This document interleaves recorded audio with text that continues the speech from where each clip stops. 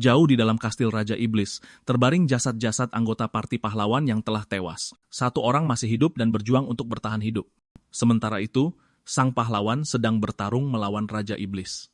Iblis itu menggenggam sang pahlawan di tangannya yang besar. Dia akan menghancurkan harapan terakhir umat manusia. Pria itu memohon agar iblis itu berhenti saat dia melihat sang pahlawan perlahan-lahan diremas sampai mati. Dengan napas terakhirnya, sang pahlawan mempercayakan Melo kepadanya, anaknya. Pria itu berteriak saat sang pahlawan terbunuh di hadapannya. Dengan kematian sang pahlawan dan rekan-rekannya, umat manusia dikalahkan oleh Raja Iblis dan pasukan mereka menguasai seluruh benua. Setelah perang, tangan kanan sang pahlawan, pendekar pedang terkenal, Gravel, menghilang tanpa jejak. Lalu 10 tahun kemudian, di sebuah kota yang sederhana, pendekar pedang itu ditemukan lagi di sebuah toko barang bekas. Dia sedang memalu kursi, memperbaikinya untuk seorang tetangga. Pria itu berterima kasih padanya setelah menerima kursi yang sudah diperbaiki. Dia menceritakan bahwa wanita tua itu pulang pagi itu, dan hal pertama yang dia lakukan adalah melemparkannya ke arahnya. Pendekar pedang terkenal itu sekarang dikenal sebagai Soul, dan menjalani kehidupan yang sangat berbeda. Dia menertawakan cerita tetangganya yang mencari anak kecilnya. Dia memberitahu bahwa ini hari pertama Melo sekolah dan dia akan menjemputnya. Tetangganya berkomentar bahwa waktu berlalu begitu cepat yang disetujui oleh Soul. Kemudian, Soul dengan sabar menunggu di luar sekolah untuk Melo. Anak-anak kecil berlari keluar begitu bel berbunyi. Saat itu juga, Melo dengan riang menyapanya, mengumumkan kedatangannya. Dia memeluk Soul dan pria itu dengan lembut mengacak-acak rambutnya. 3 anak menggodanya karena begitu dekat dengan pria tua itu. Namun, dia dengan terus terang mengumumkan bahwa dia menyayangi Soul yang membuat anak-anak itu bingung. Mereka menyebutnya aneh dan kemudian meninggalkan mereka. Dia melambaikan tangan dengan antusias kepada mereka. Melihatnya bahagia, dia bertanya apakah dia sudah punya teman di sekolah. Gadis itu dengan gembira mengiyakan, yang membuat pria itu lega. Mereka kemudian mulai berjalan pulang bergandengan tangan. Saat itu juga, mereka mendengar keributan dan melihat iblis menindas seorang pedagang. Mereka menolak membayar barang yang mereka ambil, dan bersikeras harus mendapatkannya gratis karena mereka berada di bawah belas kasihan pasukan iblis. Monster itu mencengkram kerah pria itu yang memohon untuk diampuni. Soul mengawasi dari kerumunan mencoba menyembunyikan kehadirannya. Dia berbisik kepada Melo bahwa mereka harus mengambil rute lain untuk menghindari perhatian. Namun, betapa terkejutnya dia saat mencarinya, Melo tidak lagi di sampingnya. Melo menarik perhatian monster itu dan dengan polos memintanya untuk melepaskan pria itu karena menyakiti orang lain itu tidak baik. Kesal, iblis itu mengalihkan perhatiannya padanya. Dia akan memukulnya ketika Soul melompat dengan kecepatan luar biasa dan berlutut di depan iblis itu, meminta maaf sebesar-besarnya. Iblis itu menolak memaafkan mereka, jadi dia memberi mereka uang untuk menenangkan mereka. Dia tetap berlutut saat mereka pergi dengan uangnya. Soul menghela napas lega ketika Melo bertanya mengapa iblis-iblis itu menyakiti teman-teman mereka. Di sekolah, gurunya mengajari mereka bahwa menyakiti orang lain itu tidak baik. Soul menjawab bahwa mereka hanya bermain dengan paman iblis dan mengubah skenario negatif menjadi positif. Setelah mereka membantu pedagang itu menata kembali barang-barangnya, mereka melanjutkan perjalanan pulang. Soul hanya punya satu keinginan sekarang, yaitu agar Melo hidup bahagia dan damai. Keesokan harinya, mereka berdua pergi mencari makan di hutan. Melo asik dalam keceriaan kekanak-kanakannya dan menikmati bunga-bunga. Soul dengan lembut memberitahunya untuk mencari sesuatu yang bisa dimakan juga. Dia kemudian menemukan mandragora, dan kali ini Soul membentak, menegaskan kembali agar dia mencari sesuatu yang bisa mereka makan. Namun, dia tidak mendengarkan dan terus teralihkan oleh berbagai tanaman. Pria itu hanya bisa menghela napas, dalam hati merenungkan bahwa gadis itu membuatnya kehilangan uang setelah masalah yang ditimbulkannya, dan sekarang mereka tidak punya cukup uang untuk makan. Saat itu juga, 2 iblis dari sebelumnya muncul dan mencarinya, membuatnya sangat terkejut. Bertingkah sangat lemah lembut, dia bertanya apa yang mereka butuhkan darinya. Mereka memberitahunya bahwa mereka ingin mengumpulkan lebih banyak uang sebagai pajak tambahan untuk keselamatan mereka, lalu menunjuk ke arah Melo. Soul tercengang. Langkah nekat yang dia lakukan sebelumnya menjadi bumerang. Dia menjelaskan bahwa uang juga langka bagi mereka, dan mereka terpaksa mengumpulkan tanaman liar untuk dimakan. Saat dia memohon keringanan, Melo yang ceria berlari ke arah mereka, mengenali monster-monster dari sebelumnya. Dengan mata berbinar, dia meminta mereka untuk bermain dengannya. Soul melompat dari posisinya untuk menyelamatkan gadis itu, tetapi iblis itu sudah menangkapnya dan membantingnya ke tanah dengan kekuatan dahsyat. Benturan itu menyebabkan ledakan, membuat Soul berhenti di tempat. Monster itu menyeringai, melihat reaksi kesakitannya. Dia kemudian menyuruh Soul untuk membersihkan mayatnya. Namun, di luar dugaan mereka, Melo duduk dengan mudah setelah serangan itu. Berpikir bahwa sekarang gilirannya, dia berdiri dan membersihkan debu di lututnya. Monster-monster itu bingung mengapa dia masih hidup ketika dia menyatakan bahwa sekarang gilirannya untuk bermain. Melo bersemangat. Matanya berubah menjadi keemasan saat gelombang energi mengalir di sekelilingnya. Monster-monster itu terkejut. Mata itu tidak asing. 30 tahun yang lalu, ada sebuah kisah yang dikenal di dunia iblis. Seorang pahlawan perkasa bertarung melawan Raja Iblis, dan mereka bilang dia memiliki sepasang mata emas yang bersinar seperti milik gadis itu. Menyadari bahwa dia mungkin berhubungan dengan sang pahlawan, monster itu memutuskan untuk melaporkan kejadian itu kepada Raja Iblis. Namun, Soul maju menggerutu bahwa dia tidak punya pilihan lain sekarang. Melo berlari ke arahnya dengan gembira, mengatakan bahwa iblis adalah makhluk yang luar biasa. Pria itu tersenyum padanya lalu memukul bagian belakang kepalanya, membuatnya pingsan. Satu monster akan menghunus pedangnya, tetapi Soul mendahuluinya dengan kecepatan luar biasa. Hanya dalam sekejap, dia berhasil memusnahkan monster itu. Yang lain mencoba melarikan diri dan menuntut untuk mengetahui identitasnya.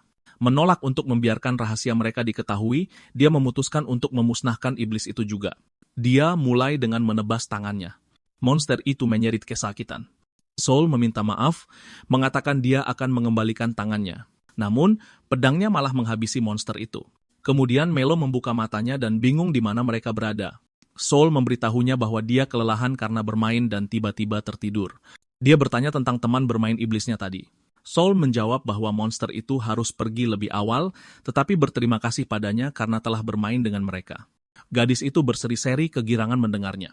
Saat mereka berjalan pulang, dia teringat tanaman liar itu, tetapi Soul menyuruhnya untuk tidak memikirkannya. Melo tampak gelisah dan tidak tenang di meja makan. Dia hampir tidak menyentuh makanannya, yang sangat tidak seperti biasanya.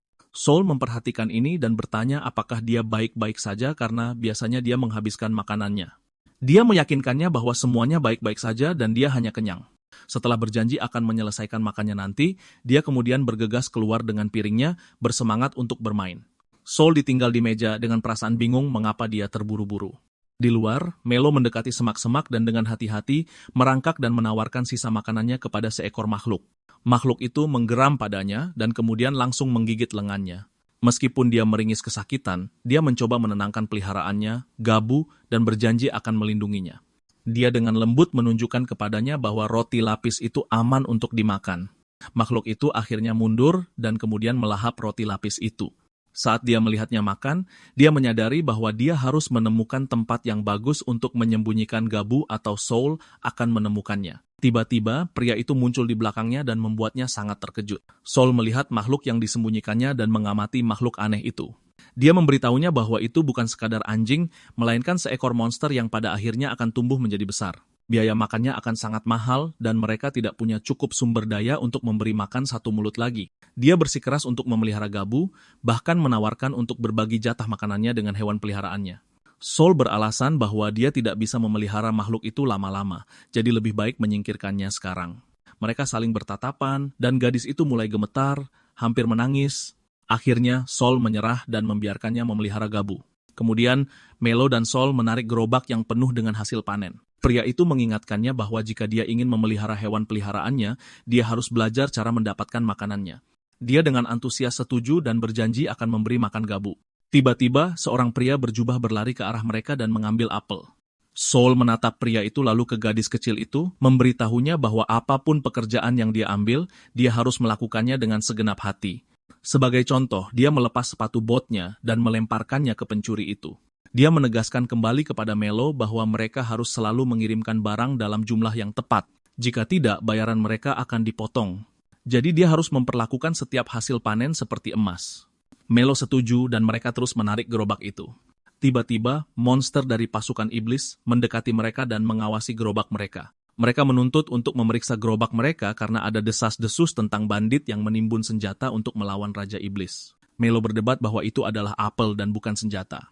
Dengan panik, Soul menutup mulutnya agar dia tidak berbicara sembarangan. Dia kemudian dengan rendah hati menjelaskan bahwa mereka adalah kurir dari kebun dan mereka harus mengantarkan hasil panen sebelum matahari terbenam. Para iblis menuduh mereka bersikap kasar dan kurang ajar terhadap pasukan iblis. Mereka berasumsi bahwa apel-apel itu pasti beracun. Salah satu dari mereka memutuskan untuk membuangnya dan mulai menghancurkan satu persatu apel. Saul menggertakkan giginya karena frustrasi. Mereka hanya diganggu karena para monster itu bosan saat berpatroli. Kesal, Melo memberitahu mereka bahwa mereka tidak boleh membuang-buang makanan. Marah, para monster bersiap menyerang anak itu untuk memberinya pelajaran sopan santun. Namun, bahkan sebelum serangan itu mendarat, Gabu melompat dan menancapkan giginya ke monster itu. Sebagai balasannya, monster itu menangkap Gabu dan membanting makhluk kecil itu ke tanah dengan kekuatan penuh. Melo membeku karena terkejut saat melihat hewan peliharaannya tidak bergerak di tanah. Dia kemudian berlari ke arah Gabu dan dengan lembut mengangkatnya. Dia memeluknya dengan hangat dan menangisi hewan peliharaannya. Di sela-sela isak tangisnya, dia menyebut para monster itu kejam dan jahat karena telah menyakiti makhluk itu. Tentu saja, para iblis menertawakannya karena cengeng. Dalam kemarahannya, dia secara tidak sadar mengaktifkan kekuatannya, menyatakan bahwa dia tidak akan memaafkan mereka berdua. Melihatnya terpancing, Saul panik dan mencoba menenangkannya. Tapi sekarang sudah terlambat karena dia telah membangkitkan kekuatannya dan siap untuk membalaskan dendam hewan peliharaan kesayangannya. Kedua monster itu terkejut dengan transformasinya, bertanya-tanya apakah dia sendiri adalah monster. Melo menatap Gabo lagi dan mengingat kenangan indah mereka bersama. Dia telah berjanji untuk melindunginya, tetapi pada akhirnya gagal. Dan sekarang, para iblis harus membayarnya. Dengan kekuatan yang aktif, dia melepaskan serangan ke arah para monster. Tapi Saul mencegahnya melakukannya. Dengan amarah yang masih terlihat di matanya, dia menyuruh tuannya untuk minggir. Dia mencoba menenangkannya, tetapi dia menolak, bertekad untuk membuat keduanya membayar karena telah membunuh hewan peliharaannya. Dia kemudian melepaskan serangan cepat dan bertubi-tubi, yang ditahan oleh Saul. Dia berteriak agar Melo berhenti dan tenang. Dia teringat saat bertemu Gabu, makhluk itu penuh dengan luka. Dia sedang bermain di dalam hutan, dan kemudian secara tidak sengaja menemukan Gabu bersembunyi di balik semak-semak tebal. Dia merasa sangat kasihan pada makhluk tak berdaya itu dan memutuskan untuk merawatnya. Namun, dia gagal dan menyalahkan dirinya sendiri atas apa yang terjadi pada Gobyu. Air mata yang tak terkendali mengalir di wajahnya, dan dia melampiaskan amarahnya pada kedua iblis itu. Dia melepaskan lebih banyak kekuatannya dan mencoba untuk menghabisi kedua musuh itu lagi. Saul kemudian menyadari sesuatu dan melompat mengejar Melo dengan panik memberitahunya bahwa Gabu masih hidup. Tinjunya berhenti di udara setelah mendengar ini. Saul memberitahunya bahwa dia harus membawa hewan peliharaannya ke dokter di kota sebelah. Dengan kecepatannya, dia bisa membawanya ke sana untuk menyelamatkan nyawanya. Ini menenangkannya, dan dia melihat Gabo masih terbaring di tanah. Dia kemudian melihatnya bergerak sedikit dan bergegas ke sisinya. Hewan peliharaan itu langsung merintih dan wajahnya berseri-seri melihatnya hidup. Dia menoleh ke tuannya, yang mendesaknya untuk membawa hewan peliharaan itu ke dokter terdekat. Tidak ingin membuang waktu, dia menggunakan kecepatan supernya dan bergegas ke kota terdekat. Dengan ini, kedua iblis itu menghela napas lega, bersyukur mereka masih hidup setelah konfrontasi dengan anak itu. Namun, mereka belum benar-benar selamat. Saul melangkah maju dan meregangkan tangannya. Dia berkomentar bahwa ketika sesuatu yang penting baginya terluka, dia sering kehilangan kendali. Dia sebenarnya anak yang sangat baik dan terlalu berharga untuk dunia ini. Jadi dia harus melakukan pekerjaan kotor dan membunuh untuknya. Salah satu monster itu melangkah mundur dan hendak menghunus pedangnya ketika Saul mendahuluinya dan malah menodongkan senjata ke arahnya. Dia teringat masa lalunya dengan sang pahlawan, berpikir bahwa putrinya benar-benar mirip dengannya. Dia mengambil pedang di tangannya dan berjalan ke arah lawan-lawannya. Sementara itu, di Istana Iblis, Raja Iblis sedang bermain catur. Dia memanggil auditor khususnya, Claude, untuk melakukan penyelidikan tentang serangkaian penghilangan di pasukan mereka. Pelayan setia itu mematuhi perintahnya dan bersumpah untuk segera bertindak. Claude tiba di kota Howell atas perintah Raja Iblis untuk menyelidiki penghilangan di pasukan mereka. Dia teringat percakapannya dengan Raja Iblis bahwa setiap orang yang hilang lenyap saat bertugas bersama seorang rekan dan tidak pernah sendirian.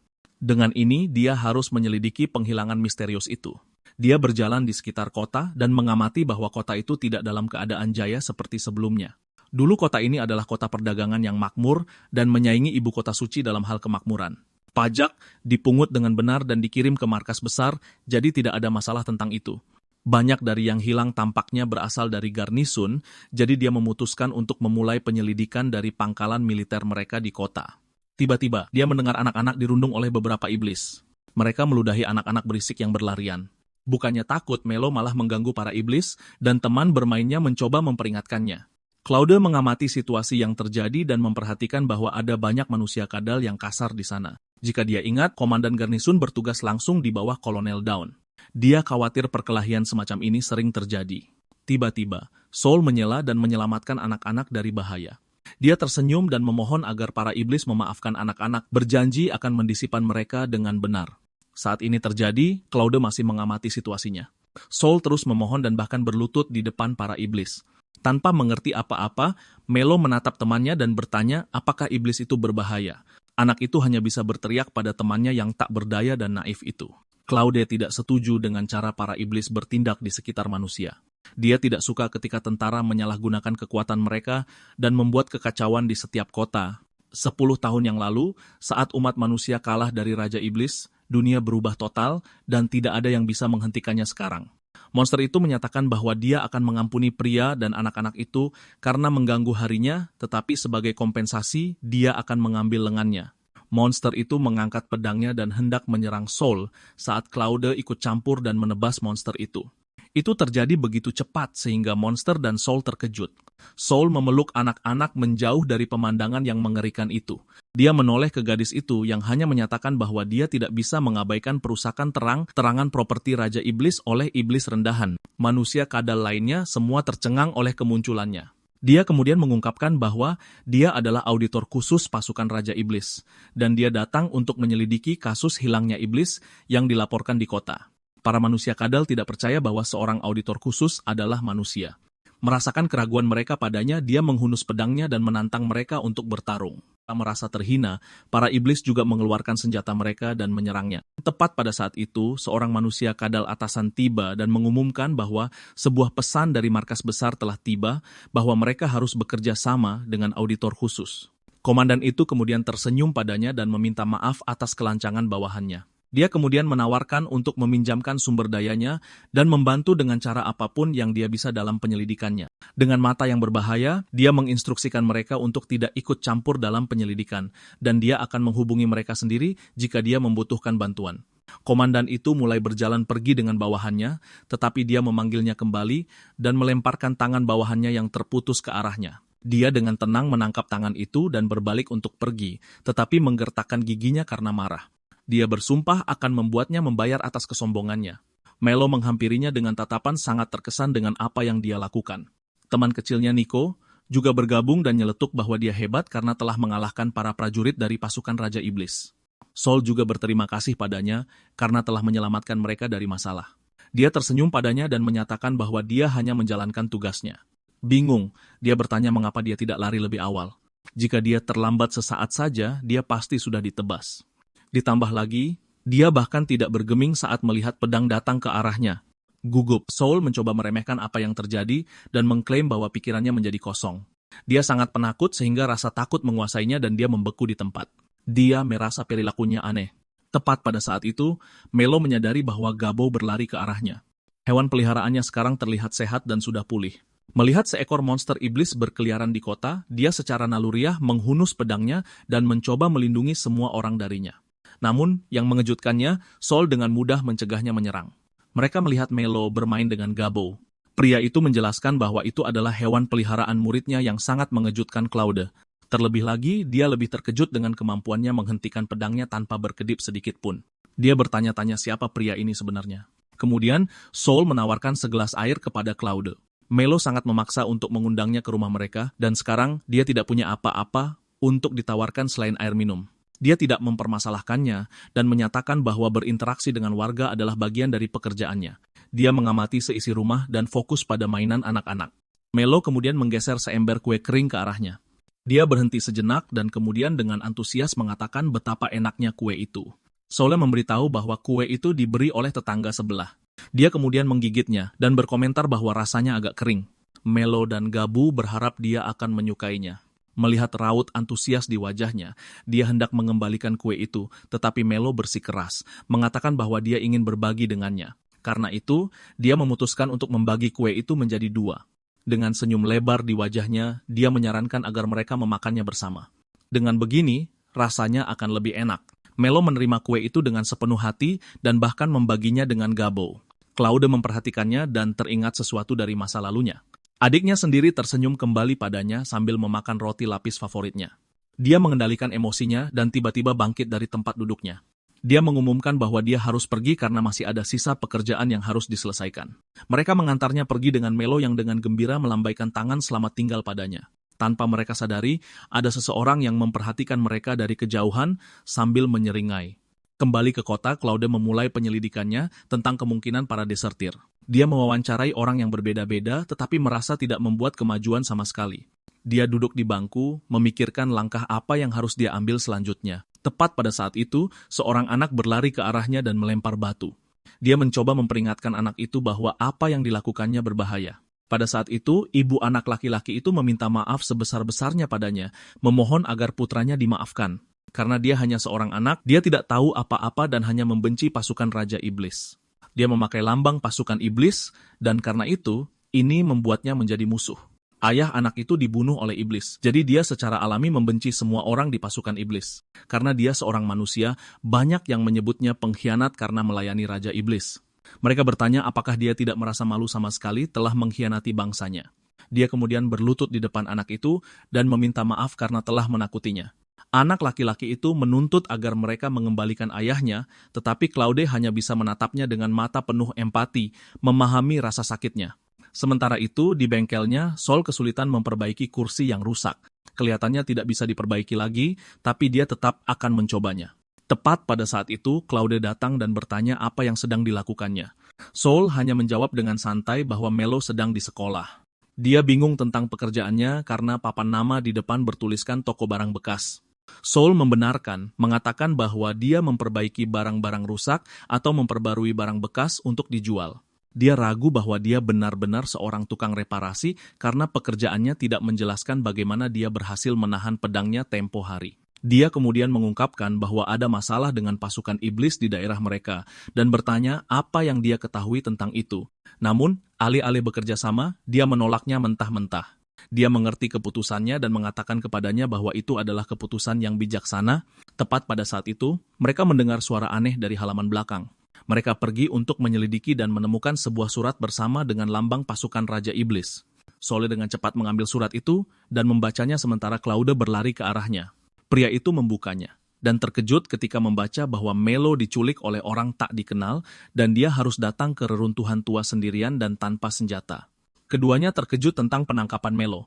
Claude, sementara itu, meledak dan melampiaskan frustrasinya pada gudang toko barang bekas Sule. Dia meminta maaf padanya karena mereka terlibat karena dia dan berjanji akan membantunya mengambil kembali anaknya. Sole mengklarifikasi bahwa dia bukan ayah Melo yang mengejutkan Claude. Dia menambahkan bahwa meskipun anak itu bukan miliknya, dia adalah hal berharga yang dia sumpahi untuk dilindungi. Dia benar-benar tercengang melihatnya memegang pedang karena dia tidak melihatnya menariknya dari sarungnya. Dia mengabaikan pertanyaannya dan mengingatkannya bahwa mereka tidak boleh membawa senjata apapun demi keselamatan Melo. Dia setuju dan mereka berjalan menuju tempat anak itu berada. Kemudian, mereka disambut oleh komandan yang memerintahkan penangkapan Melo. Marah, dia meludahinya karena menggelapkan pajak dan kemudian melibatkan anak yang tidak bersalah dalam konflik mereka. Dia menyeringai padanya dan menyebutnya anjing karena mencampuri urusan yang bukan urusannya. Dia tidak akan pernah bisa menerima bahwa dia memenangkan hati yang mulia karena ilmu pedangnya. Dia kemudian mengangkat senjatanya ke arah anak itu. Dia mengejek Claude karena selalu menganggap tinggi dirinya padahal dia hanya seorang manusia. Tidak peduli usaha apapun yang dia lakukan, dia akan selalu lebih rendah dari mereka, jadi dia tidak boleh sombong. Anak itu meratap tak terkendali, rasa takutnya mengambil alih. Kedua orang dewasa itu terkejut karena ternyata itu bukan Melo, melainkan temannya, Nico. Mereka saling memandang dengan bingung. Mereka menyadari iblis tidak bisa membedakan anak manusia, sama seperti manusia kesulitan membedakan iblis. Meski begitu, ini masih berbahaya bagi seorang anak manusia. Dia maju dan menyatakan bahwa dia meninggalkan senjatanya, jadi komandan harus menyerahkan anak itu agar mereka bisa bicara. Namun, komandan itu hanya menyeringai dan memberitahunya bahwa dia akan menyerahkan anak itu setelah dia mati. Dengan ini, para manusia kadal lainnya menerjang ke arahnya. Dia mendesak Saul untuk pergi mencari Melo sementara dia menangani musuh-musuh. Dengan tekad, dia melompat ke arah para monster itu dan dengan mulus menghindari serangan mereka. Dia kemudian membalas dan mendaratkan pukulan pada mereka. Namun, ini tidak cukup untuk menjatuhkan mereka. Setelah menahan semua serangan mereka, dia masih berdiri teguh dan tak tergoyahkan. Ini membuat para monster itu terkejut melihat betapa kuatnya seorang manusia biasa. Sang komandan menyebut mereka bodoh tak berguna karena tidak bisa mengalahkan satu manusia. Dia mengancam Melo dan menggunakan anak kecil itu untuk menakutinya. Namun yang mengejutkannya, Saul berhasil menyelamatkan bocah itu tanpa terdeteksi. Claude sama terkejutnya dengan komandan karena dia pikir Saul sudah pergi mencari Melo. Dia kemudian melemparkan pedang ke arahnya dan menyuruhnya untuk mengakhirinya dengan cepat. Marah, sang komandan meninggalkan takhtanya dan berlari ke arah Claude. Salah satu prajurit yang jatuh menangkap kakinya yang sejenak membuatnya lengah. Karena ini, dia nyaris tidak bisa menahan serangan itu. Sang komandan menertawakan perjuangannya, mengatakan bahwa dia tidak akan pernah bisa menandingi kekuatan kasarnya dan menyuruhnya mati. Claude menahan serangan itu dan mempertahankan posisinya. Saat itu juga, Saul datang menyelamatkannya dan membunuh monster itu dalam satu serangan. Dia terkejut bahwa dia berhasil menyerang monster itu dari jaraknya. Karena komandan sudah tumbang, manusia kadal lainnya mencoba kabur, tapi dia tidak memberi mereka kesempatan dan menghabisi mereka semua. Dia hendak mengonfrontasinya tentang kekuatannya, tapi Saul menyatakan bahwa mereka sudah terlambat untuk menjemput. Kemudian, saat mereka bergegas, Claude meminta maaf lagi karena telah melibatkan mereka dalam masalahnya dan dengan pasukan iblis. Saul bersikeras itu bukan salahnya, dan yang penting anak itu selamat. Claude masih merasa terbebani, jadi untuk membuatnya merasa lebih baik, dia mengatakan bahwa bantuannya sangat berarti karena bisa lepas dari para preman itu. Namun, intensitas tatapannya berubah dan mengungkapkan bahwa dia tahu Claude adalah bagian dari pasukan iblis. Dia teringat kata-kata Raja Iblis kepadanya dan misinya untuk menyelidiki kasus-kasus iblis yang hilang. Dia hendak menjelaskan dirinya saat Saul melemparkan palu ke arahnya. Dengan nada serius, dia memberitahunya bahwa dia harus memperbaiki gudang kayu yang dia hancurkan sebelumnya. Setelah dia memperbaikinya, mereka bisa menganggapnya impas dan melanjutkan perjalanan mereka. Mereka akhirnya tiba di kota tempat Melo dan ibu anak itu menunggu. Mata Melo berbinar saat melihat walinya menggendong temannya yang tertidur. Dia meminta maaf padanya karena terlambat. Ibu Niko memeluknya begitu erat dan merasa lega setelah melihat anaknya selamat. Dia bertanya di mana mereka menemukan bocah itu. Saul menjelaskan bahwa beberapa skuadron iblis saling serang karena penggelapan uang pajak. Dia kemudian menunjuk ke arah Claude dan memperkenalkannya sebagai auditor yang menyelamatkannya sambil menghentikan perkelahian itu. Dia kemudian menyadari bahwa Saul ingin dia melaporkan insiden itu ke markas besar. Dia bertanya-tanya siapa sebenarnya dia. Sebagai sesama pendekar pedang, dia harus tahu identitas aslinya dan dia akan menemukannya. Saul bergegas sambil menggendong Melo di punggungnya. Mereka terlambat ke sekolah dan dia menegur gadis itu karena tidak melihat jam di pagi hari. Sambil dengan tenang memakan sarapannya, dia memberitahunya bahwa sekolahnya hanya sampai makan siang. Dia memberitahunya bahwa Melo seharusnya bisa memberitahunya lebih awal karena dia hanya bisa membuka toko selama 4 jam dan akan kehilangan pendapatan lagi. Wajahnya berbinar ketika dia melihat Claude menunggu mereka. Wanita itu menyapa mereka. Sementara itu, Saul bertanya mengapa auditor itu ada di sana lagi. Mereka sudah impas setelah insiden kemarin, dan itu berarti dia tidak punya urusan lagi dengannya. Dia bertanya-tanya apakah ini adalah skema dari pasukan iblis. Dengan tergesa-gesa, dia melewatinya, tapi Claude meraih tangannya dan menghentikannya pergi. Dalam kejadian yang mengejutkan, dia menatapnya dengan bingung dan memohon padanya untuk mengizinkannya tinggal di kota. Saul bingung sementara Melo senang karena Claude akan datang ke rumah mereka. Dia memberitahunya bahwa karena apa yang terjadi pada komandan, dia dihukum bersama dengan perwira lainnya. Karena ini, dia tidak punya tempat untuk tinggal. Dia telah diperintahkan untuk tinggal sebagai pengawas sampai komandan baru tiba. Tetapi sebagai seorang auditor, dia perlu menjaga jarak tertentu dari prajurit biasa. Dia tidak punya tempat tujuan, jadi tinggal bersama mereka adalah ide terbaik untuk saat ini. Namun, dia menganggap ini merepotkan, jadi dia menyarankan agar Claude pergi ke kamp militer saja. Dia menolak karena benci kedinginan, dan itu akan menghambat misinya. Karena ini bukan lagi masalahnya, dia berjalan melewatinya. Putus asa, dia menawarkan untuk membayarnya sejumlah besar uang sebagai imbalan untuk penginapannya. Ini membuat pria itu berhenti dan mempertimbangkan usulannya. Dalam pikirannya, uang lebih penting daripada kerepotan. Lagi pula dia menunjukkan wajah putus asa. Melo juga memohon padanya untuk membiarkan wanita itu tinggal. Dengan ini, dia menghela napas dan setuju tetapi mengatakan kepadanya bahwa dia hanya bisa menggunakan satu sudut rumahnya. Dia tidak percaya Saul setuju dengan pengaturan itu. Dia pamit padanya terlebih dahulu karena harus mengantar Melo ke sekolah. Dia bersyukur bisa tinggal bersamanya. Dia adalah seorang auditor untuk pasukan iblis, tapi ini adalah sesuatu yang harus dia lakukan untuk dirinya sendiri. Kemudian, di bengkelnya, dia memberitahunya bahwa dia harus menggunakan ruang belakang untuk tidur, dan dia akan bekerja di bengkelnya sepanjang hari. Dia kemudian bertanya tentang komandan baru yang akan ditugaskan di daerah mereka. Dia mengaku belum bertemu orang itu, tetapi mendengar bahwa mereka berpangkat tinggi. Dia diam-diam merenungkan bahwa ketidakpercayaan pria itu terhadap pasukan iblis tampaknya sangat dalam. Saul meminta maaf karena ikut campur, tetapi dia memperhatikan bahwa Claude hanya membawa pedang kayu, yang berarti dia tidak berniat menyakiti mereka. Dia terkejut karena Saul menyadarinya dengan mudah. Dengan ini, dia mengungkapkan bahwa dia ingin bertanding dan berlatih dengannya. Dia kemudian menghunus pedang kayunya. Sebagai seorang auditor, dia harus mengetahui rahasia di balik kekuatannya. Dia sangat penasaran dan ingin menguji batas kemampuannya melawannya. Dia menggaruk kepalanya dan menyetujui usulannya. Dia langsung bersemangat mendengarnya, tetapi Saul menyatakan bahwa jika dia menang, Claude harus melakukan apapun yang dia inginkan. Dia menatap wajah Saul yang penuh tekad dan tersenyum, menyetujui syaratnya. Dia menerima kesepakatan itu dan menyatakan bahwa seorang pendekar pedang tidak pernah mengingkari kata-katanya. Gabu merangkak keluar dari tempat persembunyiannya di saat yang canggung ini dan mengamati kedua prajurit yang sekarang berdiri berhadapan, bertekad untuk mengalahkan satu sama lain. Keduanya kemudian melompat pada saat yang sama dan senjata mereka beradu. Claude menemukan momentumnya dan mulai menyerang lawannya dengan pukulan cepat berturut-turut. Namun Saul dengan mudah menangkis semuanya dan menyerangnya dengan pedang kayunya. Dia berhasil menangkisnya, tetapi Saul melepaskan rentetan serangan ke arahnya. Setiap serangan terasa seperti dipukul palu, dan dia harus mundur sejenak. Dia menciptakan jarak aman di antara mereka untuk menghentikannya, mengambil keuntungan. Dia kemudian menyeringai, bertanya apakah Saul menahan diri melawannya. Dia menjawab bahwa dia hanya berlatih dengannya, jadi tidak perlu serius.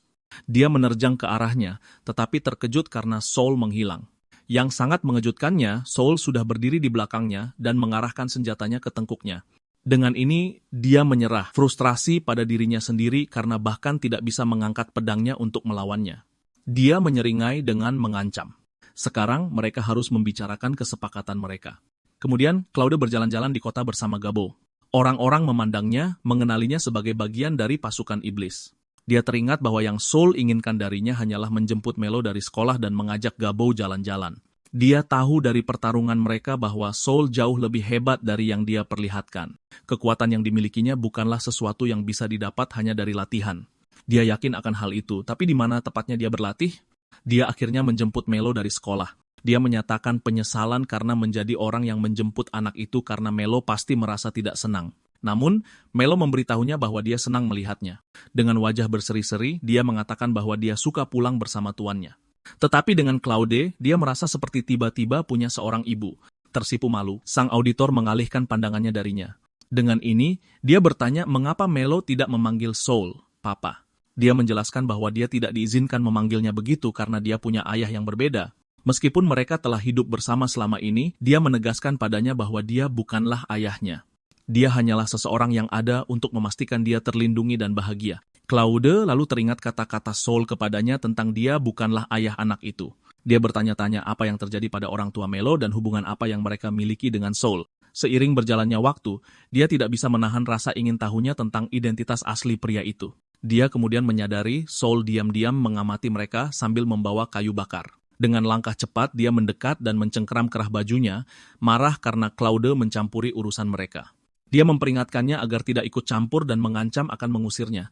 Dia kemudian menyuruh Melo untuk mengambil lebih banyak kayu bakar, tetapi Melo menolak. Dia mengulangi perintahnya, mengatakan bahwa dia mengandalkannya. Dia kemudian kembali ke rumah dan merenungkan tindakannya, bertanya pada dirinya sendiri apakah yang dilakukannya benar. Dia teringat kembali ke sebuah momen di masa lalunya, mengingat ibu Melo, Rina. 10 tahun yang lalu, ketika dia masih hidup sebagai tangan kanan sang pahlawan, Gravel Saul memiliki sebuah keluarga. Rina, sang penyihir, sedang duduk di dekat jendela. Perutnya yang membuncit karena hamil sudah sangat jelas sekarang. Dion, sang pahlawan, sangat bersemangat menantikan bayi mereka.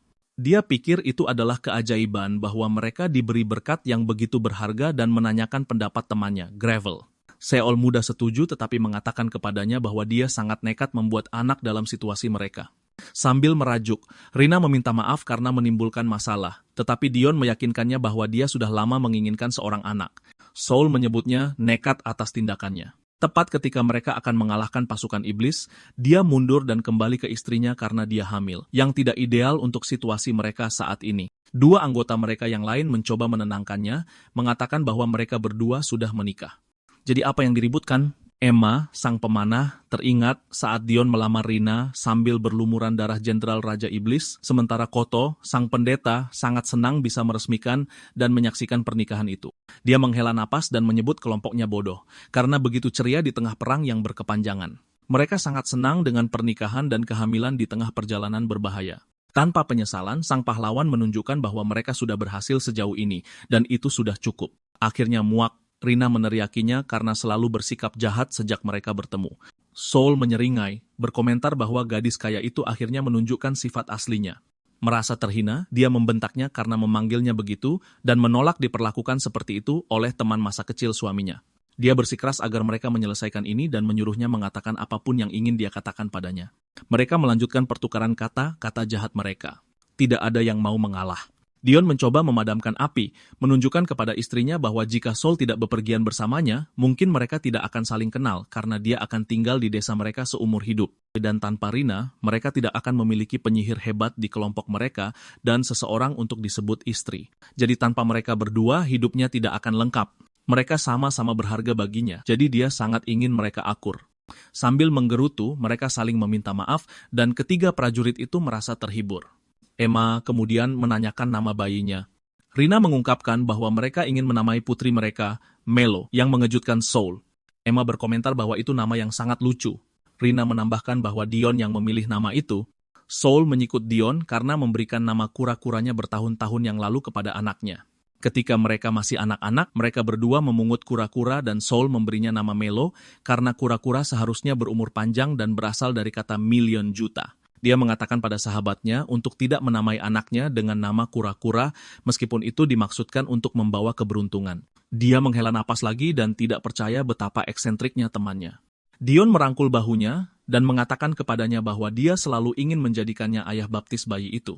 Baginya, Soul adalah sahabat dan keluarganya. Mereka selalu melakukan hal-hal bersama dan mengetahui bahwa dia akan hadir dalam kehidupan bayinya sudah cukup untuk membuatnya tenang. Dia tersenyum padanya dan mengingatkannya untuk tidak pernah memberitahu Rina tentang nama Melo karena dia akan membunuhnya. Namun, dia benar-benar percaya bahwa itu adalah nama yang indah. Itulah saat-saat bahagia yang mereka jalani. Mungkin pada saat-saat itu mereka benar-benar ingin percaya bahwa mereka bisa menjalani kehidupan normal seperti yang lain. Kehidupan yang bahagia dan cerah dengan karunia persahabatan dan keluarga, tetapi mereka belum tahu pada saat itu bahwa semuanya akan hancur berkeping-keping dan seperti apa rasanya keputusasaan yang sebenarnya. Malam sebelum pertempuran terakhir, Soul berada di tepi pantai, berlatih sekeras biasanya, mendengarkan ombak dan melelahkan tubuhnya. Dia berhasil menenangkan diri sebelum hari esok yang penting. Beberapa jam yang lalu di rumah mereka, sang pendekar pedang mendengar Dion dari luar mengatakan bahwa kali ini dia akan pergi cukup lama. Faktanya, anak mereka mungkin sudah lahir pada saat dia kembali. Duduk diam bersama Rinanya, mereka memikirkan kemungkinan itu. Raut wajahnya membuatnya khawatir, tetapi dia hanya bersumpah untuk melakukan yang terbaik untuk anaknya dan semua orang. Dia tidak benar-benar mengerti apa artinya menjadi pahlawan sebelumnya. Sekarang, tujuan dan tanggung jawab yang menyertainya menjadi sangat jelas. Soul mendengarkan percakapan yang tulus dan penuh harapan ini. Sekarang, dia menggenggam pedangnya erat-erat untuk melanjutkan latihan. Tidak mengerti mengapa seorang anak begitu istimewa bagi teman-temannya. Pagi tiba dan banyak orang berkumpul di pintu masuk desa. Sementara kelompok pahlawan dan penduduk desa saling mengucapkan selamat tinggal, mendoakan keselamatan satu sama lain, Rina melihat Soul berdiri dengan tabah di kejauhan. Mendengar panggilannya, dia menghela napas dan bertanya-tanya apakah Rina akan memberinya ceramah lagi. Dia memintanya untuk menjaga Dion, tetapi dia berargumen bahwa sang pahlawan adalah tipe yang bisa menangani semuanya sendirian. Kali ini dia memeganginya, pada dasarnya memohon pada sang pendekar pedang. Melihat keputusasaan di matanya, dia berkata akan melakukannya, menambahkan bahwa dia sudah mengenal temannya lebih lama darinya. Seandainya bisa, dia pasti ingin bergabung dengan mereka sampai akhir dan Soul menyuruhnya melakukan apa yang dia inginkan. Soul berkata dia bisa menyusul mereka setelah anaknya lahir. Kata-katanya yang luar biasa baik membuatnya menangis, membuatnya akhirnya bisa mengucapkan selamat jalan pada teman-temannya di perjalanan terakhir mereka. Emma dan Koto berharap bayinya lahir sehat dan tidak sabar untuk bertemu dengannya. Sementara itu, sang pendekar pedang berjalan diam-diam di belakang kelompok. Dion bertanya, apakah dia kesepian tanpa Rina karena sekarang dia tidak punya siapa-siapa untuk diajak bertengkar. Meskipun dia tidak keberatan, calon ayah itu tampak terlalu baik-baik saja untuk seseorang yang akan pergi. Dia tidak menyangkalnya, mengatakan anaknya akan hidup di dunia yang damai setelah dia kembali. Bagaimanapun, itulah yang dia nantikan. Itu adalah pandangan hidup yang cukup optimis, tetapi seluruh keluarga piknik tanpa khawatir tentang monster, menggelar makan siang, dan bermain di sungai akan menjadi sebuah mimpi. Bahkan tidak perlu dikatakan, tapi Saul akan ikut piknik bersama mereka. Bagaimanapun juga, dia adalah keluarga. Sang pendekar pedang menatap temannya dengan skeptis, tetapi tidak bisa menahan perasaan ringan di hatinya saat Dion dengan gembira melompat ke depan, memimpikan hari itu. Menyerah, dia mengikuti mereka dengan mimpi yang sama. 42. Kemudian, mereka berada di ruang takhta Raja Iblis. Saul terengah-engah karena kelelahan. Di sisi lain, Emma dan Koto tergeletak di tanah, sudah tewas. Dia menghadapi Raja Iblis di depannya, mempertanyakan apa yang sedang terjadi. Saat musuh tersenyum, Dion memanggil dari belakang, menyuruhnya untuk tidak kehilangan fokus di tengah semua ini. Bersama-sama, mereka menyerbu sebagai harapan terakhir umat manusia, tapi itu semua hanyalah permainan anak-anak bagi kekuatan Raja Iblis yang luar biasa. Saul benar-benar disentil dan terlempar kemana-mana hanya dengan satu jari. Setengah hidup, dia melihat pedang patah berdentang ke tanah dan mendongak untuk menemukan sahabatnya dalam cengkeraman iblis. Dion diangkat tanpa daya, tidak bisa berbuat apa-apa. Ahli pedang itu kemudian disuruh untuk melihat baik-baik saat secercah harapan terakhir mereka dihancurkan. Pada saat ini, kenangan mereka bersama melintas. Dari saat mereka menamai kura-kura hingga hari Rina memohon padanya untuk menjaga suaminya, mereka bahagia dan saling mencintai di atas segalanya. Sekarang semua itu hancur berkeping-keping. Dion memberikan senyum terakhir kepada sahabatnya. Tepat sebelum mata dan telinga Saul trauma dengan momen tubuhnya diremukkan, istana Raja Iblis bergema dengan jeritan kesakitan. Dion dipaksa untuk menyaksikan mayat temannya yang malang dijatuhkan ke tanah. Penglihatannya mulai kabur. Hanya sekitar 12 menit setelah pertempuran dengan Raja Iblis dimulai, sang pahlawan tewas. Sementara musuh terbesar umat manusia tersenyum, Saul mengertakkan gigi dan mengutuknya. Matanya berkaca-kaca karena duka dan amarah. Gelombang kekuatan baru meledak dari tubuhnya, dan dia mengambil pedang patah sang pahlawan, menyelimutinya dengan kekuatan mentah dan amarah yang sama. Sang raja tertarik dengan perkembangan yang tak terduga. Terlebih lagi saat ahli pedang itu menghilang dari pandangannya, dia menyerbu dengan kecepatan yang tidak seperti yang mereka tunjukkan sebelumnya. Yang berikutnya seharusnya menjadi pukulan mematikan, tetapi iblis itu hanya mengangkat penghalang untuk memblokirnya. Saul melanjutkan, merobek kain di lengannya dengan energi murni dari pedangnya. Sayangnya, ini masih belum cukup dan dia dengan mudah dipukul mundur. Dia belum selesai. Menembakkan ledakan sihir ke depan, dia berhasil mendapatkan perlindungan dan bangkit kembali dari kejatuhannya untuk menerobos asap ledakan. Dengan tusukan lain, dia akhirnya mencapai tubuh Raja Iblis dan dia sama terkejutnya dengan kekuatan yang tak terkendali dan tak terduga itu. Namun manusia itu tidak berniat mendengarkan kata-katanya. Bertekad untuk mengalahkannya sekali dan untuk selamanya, dia mencurahkan segalanya ke dalam serangan terakhir ini, bahkan tidak peduli dengan apa yang akan terjadi selanjutnya. Serangannya berhasil. Dengan kilatan cahaya yang cemerlang, tubuh Raja Iblis meledak dan sepertinya umat manusia akhirnya keluar sebagai pemenang. Namun demikian, Saul berada di tanah, sekali lagi menyaksikan pedang pahlawan yang gugur itu jatuh berdentang. Dia mengingat semua orang yang bertarung bersamanya dan menangis, merasa semuanya akhirnya berakhir. Namun, dia tiba-tiba mendengar suara sang raja, memujinya karena telah melakukan yang terbaik. Kehadiran jahat itu memeluknya, memegang tangannya, dan berbicara tentang bagaimana seorang anak seperti dia menggunakan pedang suci. Diberitahu bahwa dia terlalu ceroboh, dia didorong untuk lebih pintar lain kali. Yang bisa dilakukan Saul hanyalah menoleh ke arah musuh yang masih hidup. Dia seperti bayi yang baru belajar berdiri dan ingin dipuji oleh orang tuanya. Untuk memperbaikinya, dia akan bersikap setegas yang diperlukan. Bagaimanapun juga, dia membutuhkannya untuk tumbuh jauh lebih kuat. Kehadiran yang menyesakkannya itu melepaskannya. Begitu dia berbalik, dia melihat bahwa tubuh Raja Iblis telah pulih sepenuhnya. Dia bisa merasakan tatapannya. Saat mempertanyakan bagaimana itu mungkin, dia mengangkat lengannya di atas tubuhnya, dan dia akhirnya menyadari bahwa tidak ada cara untuk menang. Penglihatannya menjadi gelap dan di benaknya dia mendengar suaranya mengatakan kepadanya, si kecilnya, untuk tumbuh lebih kuat untuk saat mereka bertemu lagi. Mata Saul terbuka dan seluruh tubuhnya tersentak. Bukannya di istana Raja Iblis, dia berada di dataran hijau yang indah, masih hidup meskipun pertempuran tanpa ampun telah terjadi. Melihat sekeliling dan bertanya-tanya di mana dia berada, dia mendengar seseorang di dekatnya, menyuruhnya pergi dari sana selagi masih bisa. Para iblis dikatakan sedang berbaris menuju ibu kota pada saat itu juga.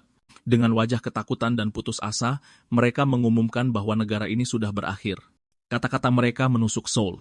Musuh akan segera mencapai ibu kota, artinya mereka sudah melewati tempat Rina seharusnya bersembunyi dengan aman. Dia berlari secepat mungkin, tetapi desa itu sudah dipenuhi asap ketika dia tiba. Bangunan hancur, mayat berserakan, dan segelintir orang yang selamat meratap di tengah hujan. Sambil mencari-cari dengan putus asa, ahli pedang itu mendengar bahwa ibu kota telah jatuh. Mereka menyalahkan para pahlawan yang kalah begitu mudah, bahkan setelah semua harapan yang mereka berikan kepada rakyat. Sambil bergegas melewati puing-puing, dia mendengar hinaan dan kata-kata menyakitkan mereka. Saat melewati Ali, dia mendengar seseorang memanggil namanya. Itu Rina, masih hidup, terlepas dari semua yang terjadi. Dia berlari ke arahnya, senang karena dia baik-baik saja, dan terkejut melihat bayi Melo dalam dekapannya. Sambil menggendong anaknya, Rina dengan hangat memuji Saul karena kembali hidup-hidup. Dia bertanya apa yang terjadi sejauh ini dan apa yang dia lakukan di sana. Menargetkan kerabat pahlawan, pasukan Raja Iblis menyerang desa. Dengan kata lain, desa itu hancur total. Ahli pedang itu memukulkan tangannya ke dinding dengan marah. Sepertinya semua yang telah mereka lakukan sejauh ini sia-sia belaka. Melihat amarahnya, dia meminta maaf karena yang bisa dia lakukan hanyalah menyelamatkan anaknya. Meskipun menjadi anggota parti mereka, dia gagal melakukan apapun pada saat yang genting. Merasakan hal yang sama, dia mengutuk dirinya sendiri. Bayangan senyum Dion sebelum meninggal masih membekas di benaknya, dan dia benci bahwa hanya dia satu-satunya yang kembali. Rina bertanya apa yang terjadi pada suami tercintanya. Disambut dengan keheningan dan getaran amarah, dia mengerti. Saat air mata membasahi wajahnya, dia berempati dengan bagaimana dia menanggung beban bertahan hidup sendirian. Dion selalu menganggapnya sebagai bagian dari keluarga mereka. Dengan begitu, meskipun sedikit egois, dia memintanya untuk menjaga Melo. Dia tertegun oleh permintaan itu dan terpukul oleh kenyataan yang berat. Momen mereka terganggu saat seseorang berbicara dari pintu masuk, sambil memegang poster Rina. Berbalik, mereka melihat beberapa iblis yang baru saja memastikan bahwa seorang bayi dari pahlawan memang telah lahir. Akan merepotkan jika mereka membiarkan keadaan seperti ini. Saul bersiap untuk bertarung. Kali ini, dia pasti akan melindungi keluarganya. Satu iblis ditinggalkan untuk mengurus mereka berdua, sementara dia melaporkan informasi itu kepada Raja Iblis. Sebuah ledakan kecil mengenai iblis yang akan pergi, menghentikan langkahnya. Itu datang dari Rina, yang sekarang berdiri dan menyuruh ahli pedang itu untuk membawa Melo dan pergi. Dia bilang dia akan menangani para iblis dan dia bisa tetap di tempat, tapi akhirnya melihat luka fatal di tubuhnya. Wajahnya pucat saat dia memohon padanya untuk pergi. Ekspresi Saul menjadi suram saat dia menyadari bahwa dia sudah terlambat dan hidupnya tidak lama lagi. Karena hanya dia yang tahu tentang anak itu, dia memintanya untuk melindungi putranya.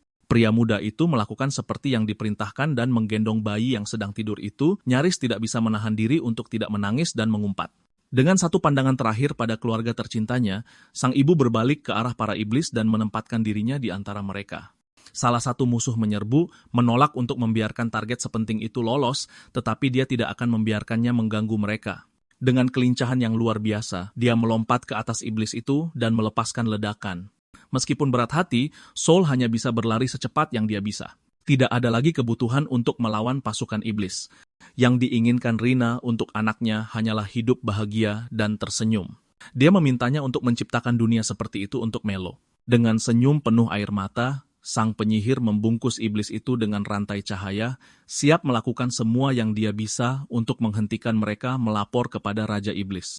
Namun, yang kedua tiba-tiba menusuk dadanya dengan tombaknya.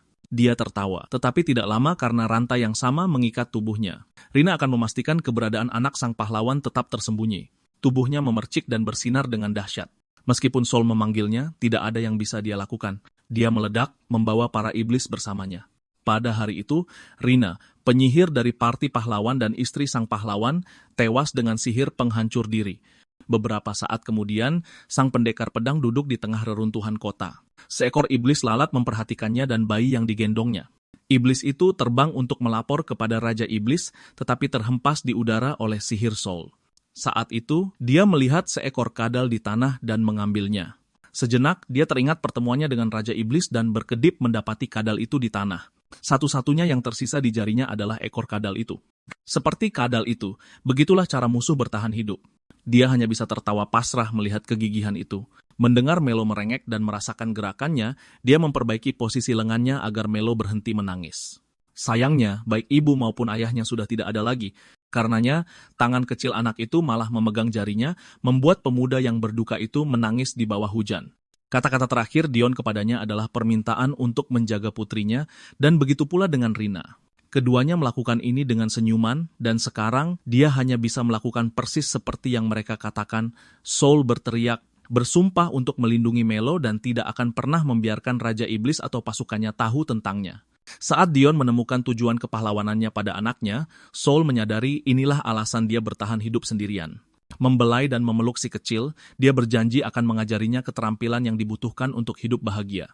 Pada hari itu, dia memutuskan untuk mendedikasikan sisa hidupnya yang keras kepala untuk masa depan bayi itu. Seperti kadal yang melepaskan ekornya, dia melepaskan kehidupannya sebagai seorang prajurit untuk bertahan hidup. Di kantor iblis kota, seorang petugas bernama Sasa menemui Claude yang bertanggung jawab atas kematian mantan komandan dan beberapa prajurit di area itu. Inilah yang tertulis di laporan. Akibatnya, tujuan awalnya untuk menyelidiki prajurit yang hilang tidak mengalami kemajuan. Dia ditanya apakah memang ini yang terjadi. Saat bayangan Saul melintas di benaknya, dia membenarkannya dan meminta maaf. Mulai saat itu, komando dan yurisdiksi dialihkan kepada Kolonel Balam. Nasibnya akan diputuskan nanti. Namun untuk saat ini, sang auditor secara resmi diperkenalkan kepada kolonel dan diperintahkan untuk mendengarkan perkataannya. Dengan rasa khawatir di hatinya, dia menatapnya. Yang mengejutkannya, dia menjentikkan jari untuk menyalakan lampu, memperlihatkan ruangan yang terang. Komandan baru itu tertawa dengan harapan bisa mencairkan suasana kaku semua orang di sana. Sikapnya membuat Claude terkejut. Sebaliknya, dia sudah mendengar tentangnya dan bagaimana dia adalah petugas yang sangat dihormati di markas besar. Dia juga telah membaca laporannya dan tahu bahwa mantan komandan itu menggelapkan uang dengan seenaknya. Sederhananya, tindakannya cukup bisa dibenarkan. Sang auditor kembali tertegun. Sasa mendesak untuk menindaknya, tetapi Balam benci tontonan semacam itu dan ingin akur saja. Selain itu, dia menyukai manusia dan memimpikan dunia di mana manusia dan iblis hidup dalam damai. Perkataannya, paling tidak, sangat mencurigakan. Saat itu, dia memanggil seseorang bernama Fine. Suara ceria datang dari luar, dan mereka melihat seorang gadis iblis muda melompat melintasi ruangan untuk menjawab panggilannya. Seperti anak baik, dia memperkenalkan diri dan merespons begitu dipanggil. Balam memperkenalkannya sebagai putrinya. Karena dia selalu dilindungi seumur hidupnya, dia ingin putrinya melebarkan sayap di lingkungan yang baru. Selain itu, dia yakin Fine akan berguna bagi tujuan awal sang auditor datang ke sana. Bertanya-tanya apa maksudnya, Claude diberitahu bahwa ada kasus lama yang serupa yang ternyata adalah ulah seorang pahlawan. Lebih dari 10 tahun yang lalu, para prajurit mulai menghilang tanpa jejak. Karena pahlawan dikatakan berasal dari manusia biasa, dia menduga bahwa pahlawan baru telah muncul. Dia tidak bisa mempercayainya, tetapi Balam mengungkapkan bahwa Fine sudah merasakan hal serupa saat mereka memasuki kota. Gadis itu membenarkannya. Tampaknya, dia memiliki kemampuan unik untuk mendeteksi aroma aneh yang dimiliki para pahlawan. Itu adalah bau yang sangat menyengat dan dia sangat membencinya. Ayahnya memeluk dan memujinya karena merasakan hal ini terhadap ras yang membantai bangsanya sendiri. Jika manusia dan iblis ingin hidup dalam damai, maka tidak ada tempat bagi pahlawan untuk ada. Ideal inilah yang ditanamkan ke dalam diri anak itu.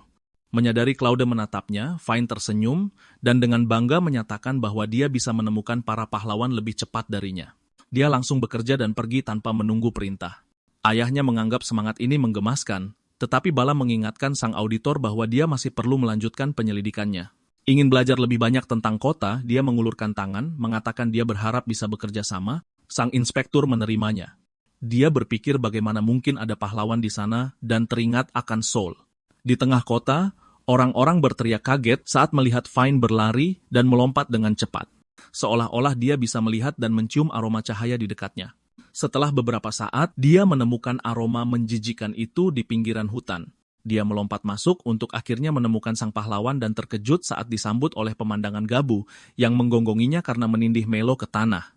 Anak itu menatapnya dengan bingung, dan sang iblis pun sama bingungnya. Fine menerkam Melo, mengira dia adalah sang pahlawan, tetapi bau busuk itu tiba-tiba menghilang. Dia menggerakkan kepalanya ke sana kemari, mencari jejak yang lenyap begitu saja. Sayangnya, semua gerakan itu membuat anak di bawahnya tertawa karena kegelian. Salah paham, sang iblis menyuruhnya berhenti menertawakannya, padahal bukan itu masalahnya. Karena Fine sepertinya tidak mengerti, Melo membalik posisi mereka dan menindihnya kali ini. Vine yadi terkikik heli. Dia mendorong anak yang ceria itu menjauh, menganggap mereka impas, mengatainya aneh. Dia mencoba mengatur suasana dan menampilkan dirinya sebagai seseorang yang hebat, tetapi gadis kecil itu hanya melihat ini sebagai kesempatan untuk saling berkenalan. Melanjutkan, dia mengendus-endus lagi, tidak mengerti mengapa aroma kuat itu menghilang. Ayahnya memuji kemampuannya dalam membedakan bau dan kehadiran para pahlawan terkutuk. Untuk membantu semua orang, iblis muda itu didorong untuk menggunakan karunia itu demi bangsanya. Dia memeluk ayahnya erat, berjanji akan melakukan seperti yang diperintahkan, tetapi sekarang hidungnya tiba-tiba terganggu oleh bau kue kering. Melo mengangkat biskuit itu ke hidung sang iblis dan, melihat kebingungannya, menjelaskan bahwa dia dan Gabu sedang melakukan pertarungan camilan. Jumlahnya tidak banyak, tetapi dia menawarkan untuk berbagi camilan lezat itu. Fine bingung pada awalnya, tetapi penolakan apapun tidak bisa meyakinkan si kecil untuk pergi. Karena itu, dia menggigitnya. Saul berjalan-jalan dengan keras memanggil anak itu dan hewan peliharaannya. Ini bukan waktu terbaik untuk berkeliaran, terutama dengan komandan baru yang tiba hari itu. Dia mendengar suara yang familiar dan pembuat onar di dekatnya dan melihat semak-semak tempat kelompok kecil itu bersembunyi. Melo dengan ceria menyapanya, tetapi yang mengejutkannya, ada wajah yang tidak dikenalnya di sana. Sementara Fine bingung saat memanggilnya guru, dia juga tertegun melihat iblis begitu dekat. Saat itu, sebuah kesadaran kelam muncul saat dia melihat wujudnya secara keseluruhan. Di hadapannya ada seekor chimera. Dia tiba-tiba bangkit dan terbang ke langit, mengatakan dia akan pulang dan pergi tanpa sepatah kata pun. Melo menatap dan bersorak saat melihat sosok cantik teman barunya, melambai sambil meminta untuk bermain lagi nanti. Berbeda dengan teriakannya yang gembira, mata Saul tajam, waspada terhadap makhluk yang baru saja masuk ke dalam hidup mereka. Tidak menyadari bahayanya, gadis kecil itu dengan gembira memperkenalkannya, tetapi dia tidak percaya mereka berteman. Lagi pula, dia memiliki pengalaman mengerikan dengan para Kimera 10 tahun yang lalu. Hampir 2 tahun dalam misi mereka, parti pahlawan bertarung melawan Kimera di benteng 3 kepala. Anak-anak yang dijahit dan bergerak tanpa pikiran, menerjang mereka dengan tubuh yang tidak manusiawi, semakin sulit untuk mengimbangi dan mereka harus saling mengandalkan untuk melindungi satu sama lain. Meski begitu, tidak ada waktu untuk berterima kasih. Masih dalam pertempuran, Saul bertanya pada pendeta apakah dia bisa menangani para korban. Koto mencoba sebisanya dengan kemampuannya, tapi mustahil, bahkan dengan sihir suci, untuk mengembalikan mereka yang telah dinodai. Saat Dion mengertakkan giginya karena marah, sebuah suara berkata, sihir manusia tidak bisa membatalkan kekuatan seperti itu. Mereka menengadah ke langit dan melihat pelakunya. Melompat ke arahnya dengan marah, Rina melepaskan mantra ular api yang mengamuk, yang melesat ke arah target yang sedang duduk santai di dekatnya. Meskipun sihirnya kuat, iblis itu tersenyum dan, dengan sedikit gerakan tangan, sepenuhnya menetralkan mantra itu. Dia adalah makhluk tercela yang menggunakan anak-anak manusia sebagai inti untuk membuat prajurit Kimera tak berakal. Sambil menangis, dia mempertanyakan bagaimana dia bisa melakukan hal sekeji itu. Balam tersenyum saat menatap rendah manusia-manusia yang menyedihkan. Dia memberi mereka kekuatan yang tidak akan pernah mereka miliki, karena dia sangat menyukai mereka. Menyebutnya kejam adalah sebuah penghinaan, terutama mengingat bagaimana dia memberi mereka kekuatan, dan mereka mencoba membunuh anak-anak itu. Dalam situasi ini, merekalah pembunuh yang sebenarnya. Lebih banyak Chimera berbaris keluar dari kastil. Melihat mereka, amarah memenuhi seluruh tubuh Saul, mendorongnya untuk menyerang iblis yang keji itu. 10 tahun kemudian, dia melihat Fine terbang pergi dan menyadari bahwa komandan baru itu adalah musuh lama. Kembali di menara otoritas iblis, Balam menyapa putrinya dan bertanya apakah dia berhasil menemukan sesuatu.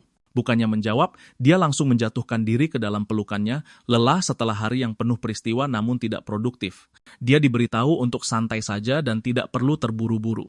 Mereka akan menciptakan dunia yang harmonis bagi manusia dan iblis, dan dia akan menjadi pahlawan yang mewujudkan mimpi itu, ciptaan terbaiknya. Sudah 10 tahun, tapi Saul belum pernah menemukan sesuatu yang mengerikan seperti pertempuran dengan para Chimera. Mereka dikelilingi oleh anak-anak manusia yang dimutilasi dan tak berakal, terpaksa membunuh satu persatu untuk menyelamatkan diri. Meskipun mereka tidak punya pilihan selain menerimanya, Balam tertawa saat melihat mereka, terhibur oleh betapa mudahnya mereka menginjak-injak ciptaannya. Dion muncul di belakangnya dalam sekejap mata, mengayunkan pedangnya. Bukannya takut, iblis itu malah terpesona oleh pemandangan itu. Dia menghindar dengan mudah sambil memuji kekuatan dari yang disebut pahlawan itu. Itu sudah pasti mengesankan. Namun, Saul muncul tepat setelahnya, memiliki potensi yang bahkan lebih besar. Mereka masih muda dan punya banyak ruang untuk berkembang. Menatap mata sang pendekar pedang, dia berkata akan menantikan pertemuan mereka berikutnya. Saat ini, pendekar pedang yang sama itu berada di rumahnya, mengingat kenangan mengerikan dari pertemuan mereka dengan Kimera. Dia tidak boleh membiarkan anak itu mendekati Melo apapun yang terjadi. Saat itu, sang anak masuk ke rumah dan langsung dimarahi karena berkeliaran sendirian. Rencananya hancur seketika saat Fine mengikutinya dari belakang dan masuk ke rumahnya. Dia bilang mereka bertemu satu sama lain saat membawa Gabu jalan-jalan. Ini adalah pertama kalinya mereka berdua diperkenalkan secara resmi. Dia mengawasi dalam diam saat gadis baru itu menolak kue yang ditawarkan Melo dan akhirnya dipaksa makan meski begitu. Dia memuntahkannya dan tersedak, jijik dengan rasanya. Meskipun reaksi mereka berlawanan, Soul menyadari bahwa Chimera itu sepenuhnya sadar diri, tidak seperti yang mereka lawan sebelumnya. Faktanya, dia cukup berani untuk menegurnya karena menatapnya. Mereka disuruh naik ke atas dan tetap di dalam rumah jika ingin bermain. Saat berpikir bahwa mereka tidak boleh mengambil risiko, ada yang melihat mereka bersama iblis, Claude pun tiba. Matanya bertemu dengan mata Chimera itu, dan mereka membeku dalam kebingungan selama beberapa saat. Melihatnya, dia bertanya apakah auditor itu adalah salah satu antek ayahnya. Mengikuti panggilan Melo, dia naik ke lantai 2 yang sempit untuk bermain. Sebelum dia sempat melakukan apapun, sang auditor mendapati dirinya terpojok ke dinding. Dia adalah petarung yang terampil, tapi dia tidak bisa bergerak dari tatapan mengintimidasi Soul saat dia menuduhnya mengetahui sesuatu. Untuk beberapa alasan, dia tersipu malu saat bertanya apa maksudnya. Terungkap bahwa gadis itu adalah putri Kolonel Balam. Ini mengkonfirmasi ketakutan dan kecurigaannya. Dia menyangkal mengenal komandan itu, tapi menebak bahwa menjadi putrinya pasti memusingkan. Pada saat itu, Claude ingat bagaimana Fine merasakan sesuatu yang aneh begitu mereka memasuki kota. Karena itu, dia mengajukan pertanyaannya sendiri kepada pria itu. Dengan ketegangan yang terasa di udara, dia terus terang bertanya apakah dia punya hubungan dengan pahlawan. Sang auditor menahan napas sambil menunggu, dan seperti orang yang berpengalaman bertahun-tahun, dia berpura-pura tidak tahu, bahkan menganggapnya aneh karena pertanyaan itu. Mendorong lebih jauh, dia bersikeras bahwa bahkan membicarakan hal-hal seperti itu saja sudah berbahaya. Mendesah pada ide-ide yang tidak masuk akal itu, dia tiba-tiba membeku saat menyadari sesuatu. Sangat sepi. Dia beralasan bahwa keduanya pasti sedang bersikap baik, tetapi sebagai orang tua asuh, dia tahu bahwa keheningan bagi anak-anak berarti mereka sedang merencanakan sesuatu. Soul dengan cepat naik ke loteng. Seperti yang diduga, dia disambut dengan ruangan kosong. Di sana, di dekat jendela yang terbuka, ada sepucuk surat yang mengatakan bahwa keduanya telah pergi untuk menjelajah. Geram karena frustrasi dan khawatir, pria dewasa itu melompat keluar jendela untuk mencari mereka, bahkan meninggalkan prajurit itu. Mereka membuatnya berlarian ke sana kemari, dan sepertinya mereka tidak mengerti betapa berbahayanya jika orang-orang di kota melihat siapa mereka sebenarnya. Di tengah kota, kerumunan mulai terbentuk. Sekelompok pria menatap tajam kedua anak kecil itu, kebencian terpancar dari tubuh mereka. Kedua teman itu terbang di atas kota dengan Melo yang memekik gembira saat dia berpegangan pada kaki Fine yang kuat. Mendengar pujiannya, sang Chimera bertingkah sombong meskipun jelas kesulitan membawa penumpang.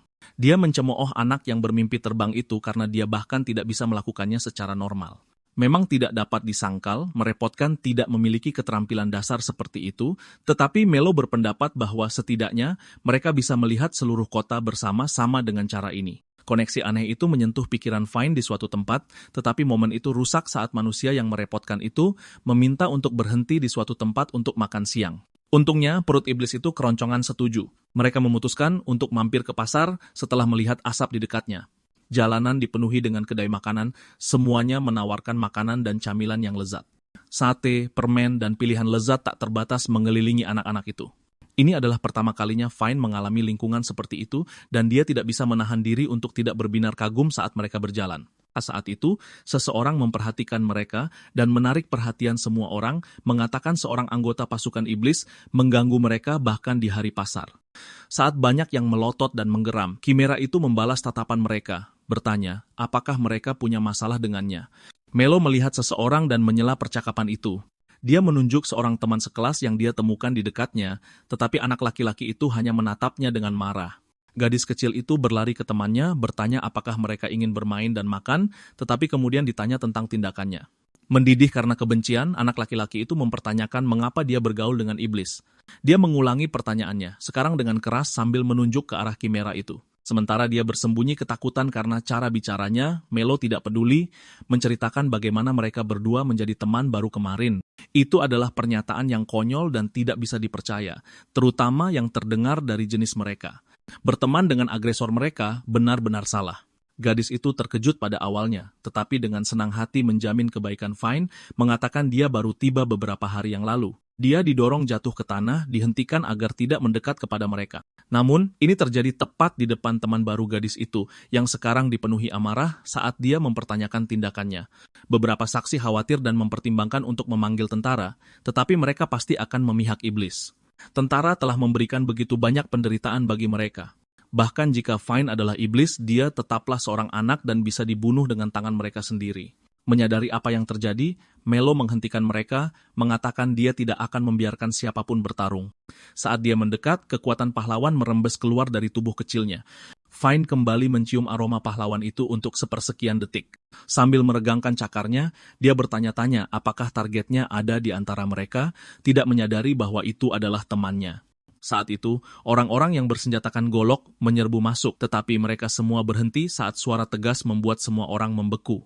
Sasa mendekat dari jauh, menunggangi iblis besar dan bertanya kepada warga apakah ada semacam masalah.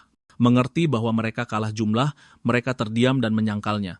Sementara itu, Fine menoleh ke sana kemari, masih mencoba menemukan musuh. Ketika dia diberitahu bahwa akan lebih baik jika mereka kembali ke markas untuk saat ini, dia juga menyimpulkan bahwa dia tidak bisa mencium bau pahlawan lagi. Kimera yang bijak itu kemudian melompat ke kendaraan petugas, meninggalkan teman kecilnya. Melo menatapnya seolah ingin menghentikannya pergi. Meskipun dia membalas tatapan itu untuk beberapa saat, dia memalingkan wajahnya dan meninggalkan manusia itu dengan bangsanya sendiri. Saat itulah Saul datang berlari, kelelahan setelah mencarinya di mana-mana. Akhirnya, dia aman kembali dalam pelukannya. Kemudian, Fine bersantai di tengah kamarnya, menatap langit-langit sambil berpikir keras tentang hal-hal yang terjadi hari itu. Saat itu, dia benar-benar mencium aroma busuk seorang pahlawan. Dia mendapat gambaran tentang kemungkinan yang tidak diinginkan, tetapi sebuah ketukan tiba-tiba mengganggu pikirannya. Balam datang untuk memeriksanya dan bertanya, apakah penduduk setempat menyusahkan anak itu. Mereka membicarakannya sebentar, dan dia merasa kasihan karena mereka tidak bisa mengerti betapa hebatnya dia. Suasana hening sejenak sampai sang komandan mengangkat topik tentang teman baru putrinya, yang pertama baginya. Dia menyebut nama Melo dengan sedikit kebencian dalam senyumnya dan mengatakan bahwa dia ingin segera bertemu dengan anak itu untuk menyapa. Melo murung sejak hari itu. Saat dia berjalan di samping Saul, langkah dan kepalanya terasa berat. Dia mengingat percakapannya dengan Claude, di mana dia mendesaknya untuk informasi lebih lanjut tentang Fine. Sayangnya, dia tidak dalam posisi untuk mengatakan lebih dari yang sudah dia katakan. Bernegosiasi dan ingin tahu mengapa dia memasuki kota manusia, dia diberitahu bahwa Fine bisa merasakan kekuatan khusus. Dia merenungkan informasi ini cukup lama. Sekarang berjalan di belakang anaknya yang sedih, dia tiba-tiba memintanya untuk berhenti bermain dengan Fine mulai saat itu. Gadis itu langsung mempertanyakannya, tidak mengerti mengapa bahkan dia mengatakan itu, mengingat temannya bahkan tidak melakukan kesalahan apapun. Mengingat posisinya, bahkan jika dia tidak jahat, tidak ada yang tahu bagaimana dia bisa memengaruhinya. Berdiri di atas Melo, dia mengingatkannya bahwa dia hanyalah seorang manusia dan juga seorang anak kecil. Merasakan perasaannya, dia berjongkok untuk menyejajarkan bahunya, mengatakan bahwa dia adalah bagian dari dunia manusia yang juga merupakan tempat orang tuanya berada. Muak dengan itu, dia berargumen bahwa dia bahkan belum pernah bertemu orang-orang itu dan tidak mengenal mereka. Dia terkejut dengan kata-katanya, terlebih lagi ketika dia mengklaim bahwa Fine lebih penting daripada orang yang tidak dia kenal. Berpaling, dia pergi sendiri dan mengatakan dia membenci gurunya karena tidak mengerti. Saul tidak bisa berbuat apa-apa selain menggaruk kepalanya dan menghela napas pasrah, teringat lagi betapa sulitnya membesarkan seorang anak. Melo lari, mempertanyakan mengapa semua orang begitu jahat hanya karena beberapa dari mereka berbeda. Apa yang salah dengan menjadi berbeda? Mengapa mereka melarangnya bermain dengan temannya? Dengan kepala penuh pikiran ini, dia tiba di sekolah seperti biasa, lalu mendengar seorang ibu bertanya mengapa putranya sangat pemilih makanan. Dia bersikeras bahwa dia tidak suka ikan, tetapi bahkan belum mencobanya sedikit pun. Jika dia terus seperti itu, dia tidak akan pernah tahu ada sesuatu yang lezat. Percakapan mereka memberi Melo ide cemerlang. Butuh beberapa saat baginya untuk menghubungkan kepingan-kepingan itu, tetapi akhirnya dia berhasil dan langsung bertindak. Begitu saja, dia lari dari sekolah sambil tersenyum. Dia menyimpulkan bahwa semua orang bersikap seperti pemilih makanan tanpa tahu apa-apa tentang Fine. Untuk mengatasi masalah itu, dia dengan berani datang ke markas iblis untuk mengundang temannya datang dan bermain dengan semua orang. Sementara anak itu dengan bangga berdiri di dekat pintu masuk, penjaga itu menatapnya, bertanya-tanya apa yang dilakukan bocah itu. Sebelum mereka bisa bereaksi, dia menarik napas dalam-dalam dan berteriak memanggil Fine, menyuruhnya keluar dan bermain.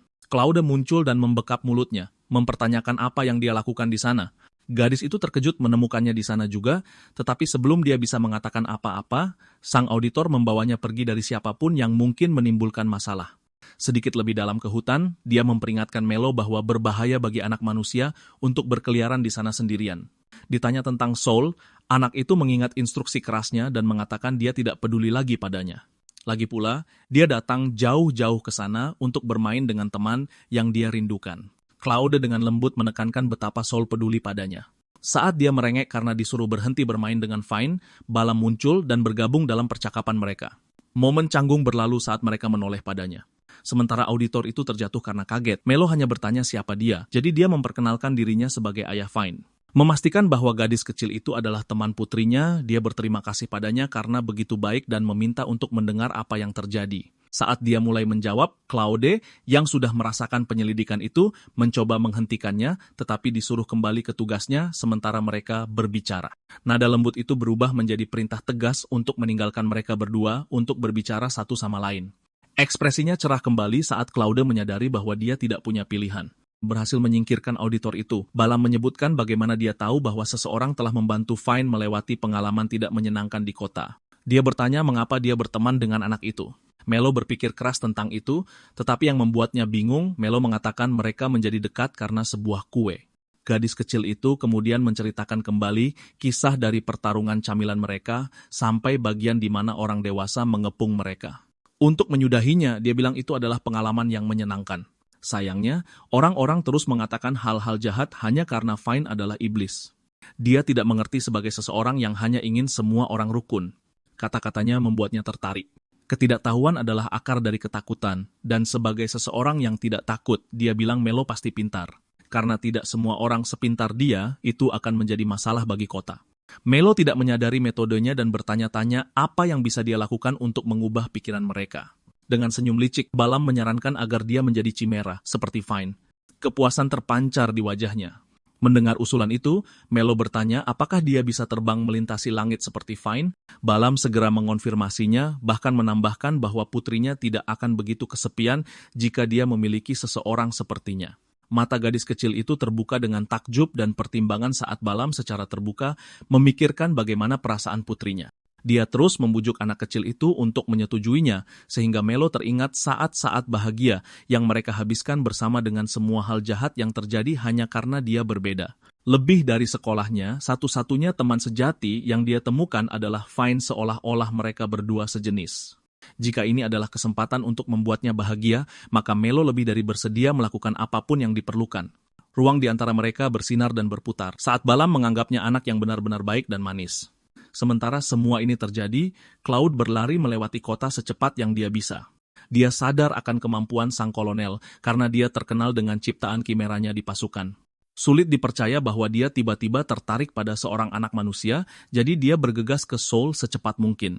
Dia hanya terkejut melihat Claude kembali begitu cepat. Petugas itu dengan segera melaporkan bahwa komandan telah membawa Melo ke markas. Kata-katanya menghantamnya seperti truk, dan dia mencoba memahami situasi saat ini. Tidak banyak waktu, jadi dia segera pergi ke tempat anak itu mungkin berada. Hanya ada beberapa iblis yang berjaga, tetapi tidak ada anak manusia. Mengingat dia juga tidak ada di sekolah, dia pasti benar-benar telah dibawa oleh Balaam. Claude meminta maaf karena gagal menghentikannya. Meskipun berada di sana saat itu terjadi, mereka tidak bisa membuang waktu lagi karena sang kolonel mungkin sudah melakukan sesuatu pada tubuhnya. Dia bertanya apakah auditor bisa melakukan sesuatu dengan otoritas yang dimilikinya, tetapi tangannya terikat. Sang kolonel, sebelum menjadi perwira militer, berdiri di puncak para iblis dan pangkatnya jauh di atasnya. Menyadari bahwa dia benar-benar tidak punya pilihan, Saul membulatkan tekadnya. Dia terkesiap saat melihat kilatan baru yang kuat di matanya. Rencananya sekarang adalah menyelinap masuk dan mengambil anak itu dari cengkraman mereka. Claude memohon izin untuk membantunya, percaya bahwa dia ikut bertanggung jawab atas apa yang terjadi. Dengan persetujuannya, dia membagikan tata letak markas dan diberitahu bahwa Saul memiliki permintaan lain. Di menara, seorang penjaga iblis dengan malas melakukan patroli rutinnya, bahkan menguap saat berbaris, tidak menyadari ancaman yang mengintai dari atas. Dia adalah korban pertama dari infiltrasi Saul. Manusia itu secara resmi berada di dalam markas musuh. Berdasarkan kata-kata Claude, Balaam memiliki beberapa ruangan yang praktis dia tinggali. Ada jalan menuju kamar pribadinya, tetapi keamanannya sangat ketat, bahkan Claude pun belum pernah melewatinya. Ini mudah diverifikasi dengan banyaknya penjaga yang ditempatkan di area tersebut. Mereka semua bersenjata dan waspada, tidak seperti yang di luar. Tepat sebelum operasi dimulai, dia meminta satu permintaan terakhir pada Claude. Sambil menusuk ototnya, dia menugaskannya untuk menghancurkan satu atau dua bangunan di depan dengan kekuatan kasarnya. Dia mendengar hasil dari perwira yang mengikuti perintah, begitu pula para penjaga lorong. Mereka tetap di pos mereka untuk saat ini, tetapi seekor iblis datang berlari dan melaporkan bahwa kandang ternak runtuh. Binatang-binatang buas itu mengamuk, dan mereka membutuhkan bantuan untuk mengendalikan keadaan. Situasinya sudah riuh dari deskripsinya saja, yang berarti Claude berhasil menjalankan tugasnya dengan sempurna. Dengan beberapa penjaga yang sudah terluka oleh monster yang mengamuk, para penjaga berlari keluar untuk membantu. Salah satu dari mereka tetap tinggal untuk berjaga, karena giliran berikutnya akan segera dimulai. Ditinggal sendirian, dia menghela napas dan merasa kasihan pada siapapun yang bertanggung jawab atas lumbung itu. Dia tidak tahu bahwa dia akan menderita nasib yang jauh lebih buruk. Dengan penjaga terakhir yang jatuh ke tanah, Saul hanya perlu menemukan kamar pribadi di salah satu ruangan di depan. Mencoba peruntungannya, dia memeriksa setiap kamar perlahan. Dia mendapati dirinya di tempat yang gelap dan suram. Indikator paling mencolok dari pilihan salahnya adalah Chimera yang mengamuk melompat ke arahnya. Vine menyerang dan menuntut untuk tahu apa yang dilakukan manusia kotor di kamarnya. 3 tahun lalu, di laboratorium Balam, sudah waktunya ciptaan terbesarnya bangun. Suatu hari, ruang Chimera terbuka, melepaskan seorang gadis ke dalam pelukan ayahnya. Vine menghirup udara pertama dalam hidupnya, dan sang kolonel iblis ada di sana untuk menyambut kebanggaan dan kesayangannya. Masih linglung, dia menatap pria yang menyebut dirinya ayahnya. Karena hari kelahirannya sangat istimewa, dia menyiapkan karangan bunga untuk menyambutnya ke dunia. Matanya berbinar dengan cinta dan kegembiraan, tidak menyadari ilmuwan iblis lain di sekitar mereka, membersihkan mayat Chimera lain yang tidak seberuntung atau sesukses dirinya. Sekarang, dia mendapati dirinya terkunci dalam pertempuran melawan manusia ini yang tiba-tiba memasuki kamarnya tanpa izin. Saul mundur, mengutuk nasib sialnya yang membawanya ke kamar gadis itu. Dia mencoba menjaga jarak di antara mereka untuk saat ini, tetapi gadis itu memiliki ide sebaliknya dan tanpa henti menyerangnya dengan kecepatan luar biasa. Dia nyaris tidak bisa menghindar, bahkan menderita luka gores ringan di lengannya. Serangan terus datang dan meskipun dia menangkis semuanya, dia membuang-buang waktu berharga tanpa membuat kemajuan apapun. Jika dia tidak bergegas, dia akan terlambat dan tidak akan bisa menyelamatkan Melo dari Balam. Dalam kasus ini, dia menghindari serangan berikutnya, dan dengan cepat berputar di belakang lawan muda itu. Dia menyerang punggungnya dan menghujamkan pedangnya ke bawah, membuat Chimera itu terkejut. Menyadari betapa besar ancaman darinya, dia menghindari serangan berikutnya dan mundur beberapa meter. Dia bertanya-tanya bagaimana bisa dia tahu tentang titik lemahnya, jadi dia hanya menganggapnya karena pernah berurusan dengan sejenisnya sebelumnya. Yang paling ampuh pada Chimera adalah menargetkan titik persambungan mereka. Untuknya, itu adalah garis horizontal yang membentang di punggungnya. Dia tidak bisa menahan diri untuk tidak mengejek wajah menakutkan yang dibuatnya. Tapi Vine benar-benar marah dan bertekad untuk membunuh orang mengerikan itu dengan cara apapun. Rupanya, dia bahkan tidak bertarung dengan benar sebelumnya. Gerakan mereka kurang lebih saling meniadakan, tetapi dia kehabisan waktu dan melakukan terlalu banyak bisa memperingatkan komandan tentang apa yang sedang dilakukannya. Melihat Chimera melancarkan serangan kuat kali ini, dia tidak punya pilihan selain mempertaruhkan segalanya pada serangan balik. Kembali ke laboratorium Balam, cahaya dari sebuah ruang hijau menerangi sang ilmuwan dan subjeknya. Dia bersenandung riang sambil memeriksa berbagai alat yang akan digunakannya. Terbaring di atas meja adalah Melo, yang sudah dia nyanyikan selamat ulang tahun.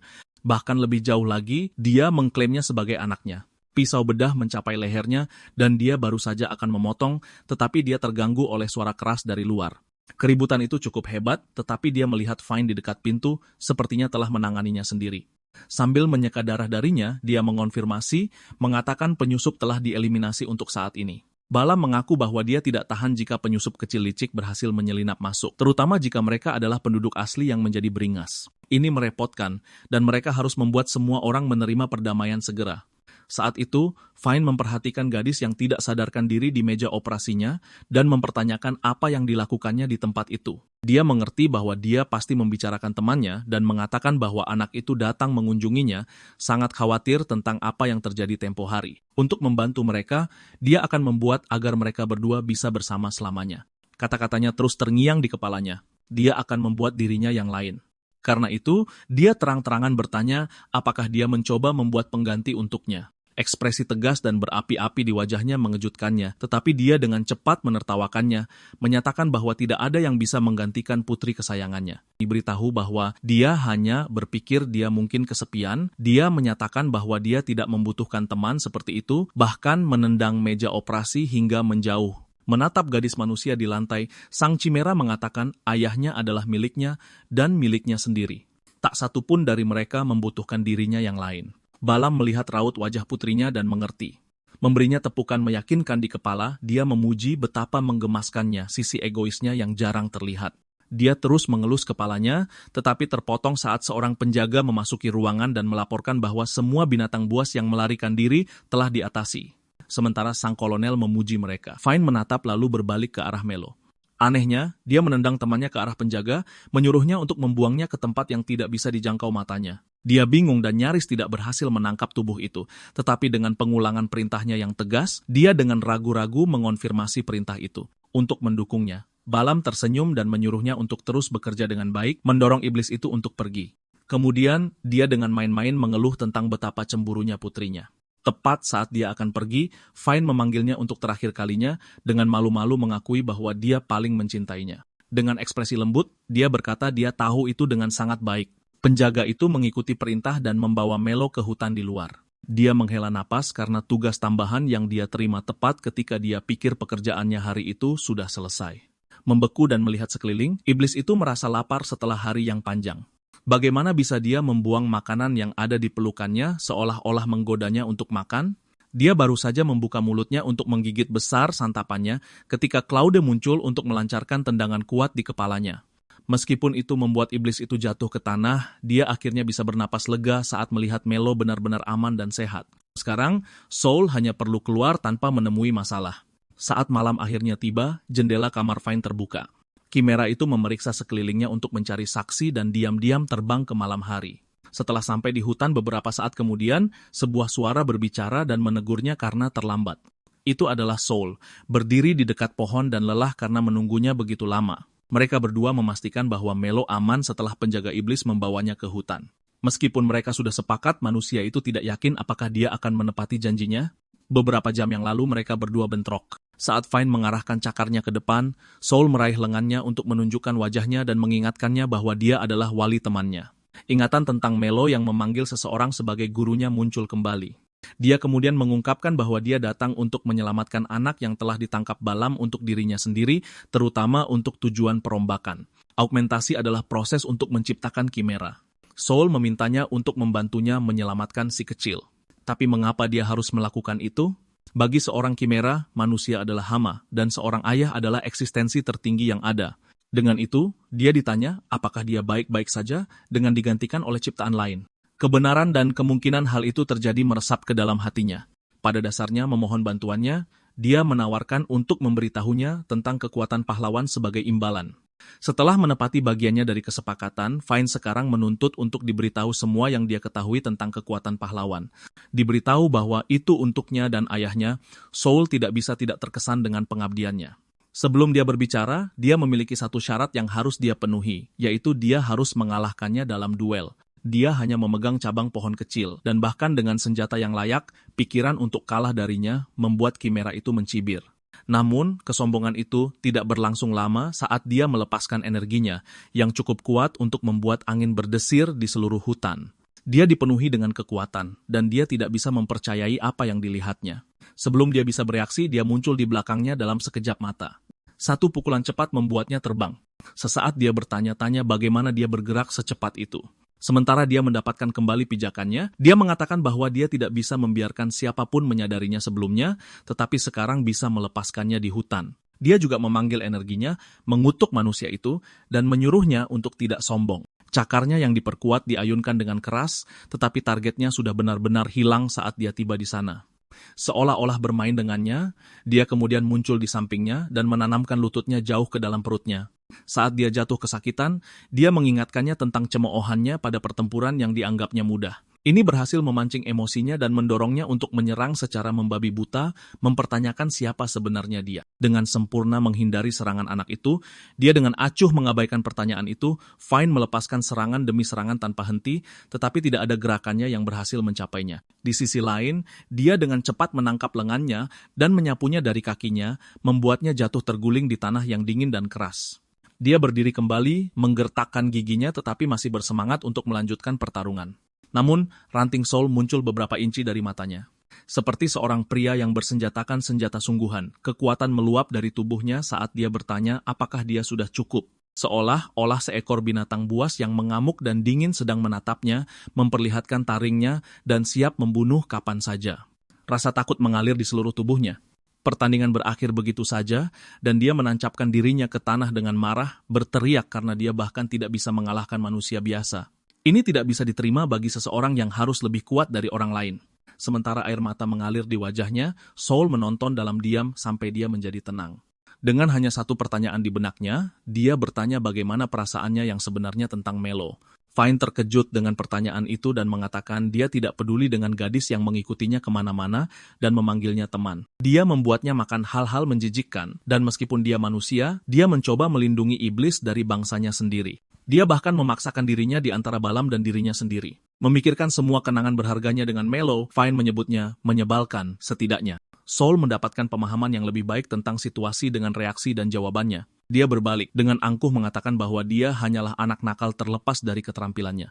Lagi pula, anak nakal adalah seseorang yang mengamuk karena mereka tidak mengerti perasaan mereka sendiri. Sang Chimera membantahnya, menyebut dirinya ciptaan khusus ayahnya, tetapi dia memotongnya, mempertanyakan bagaimana seseorang yang istimewa bisa kalah dari manusia biasa. Dengan egonya yang terpukul sekali lagi, dia memerintahkannya untuk menyimpan hari memalukannya untuk dirinya sendiri, setidaknya sampai dia benar-benar bisa mengalahkannya. Kecuali jika dia ingin mengecewakan ayahnya. Menunda kesepakatan mereka untuk sementara waktu, dia menugaskannya untuk memahami mengapa Melo sangat mengganggunya. Diberitahu untuk menganggapnya pekerjaan rumah, dia mengeluh betapa tidak adilnya itu, tapi tentu saja begitulah adanya, bagaimanapun, dia orang dewasa. Begitu saja, pria itu menghilang dari pandangannya, meninggalkan iblis yang bingung merenungkan perasaannya terhadap temannya. Saul mengira perasaan putrinya hanya sepihak, tapi mungkin bukan itu masalahnya. Terlepas dari itu seharusnya membuat Chimera itu diam.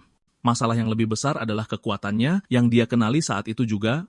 Hanya satu pertemuan yang bisa memberitahunya bahwa Balaam menggunakan mayat Dion sebagai inti untuk Chimera. Melo kembali ke tempat tidurnya dan tidur nyenyak saat Saul dan Claude menatapnya. Claude meninggalkan Saul sendirian dengan putri angkatnya. Pria itu stres bahwa tidak akan lama lagi Balaam akan mengetahui kekuatan Melo.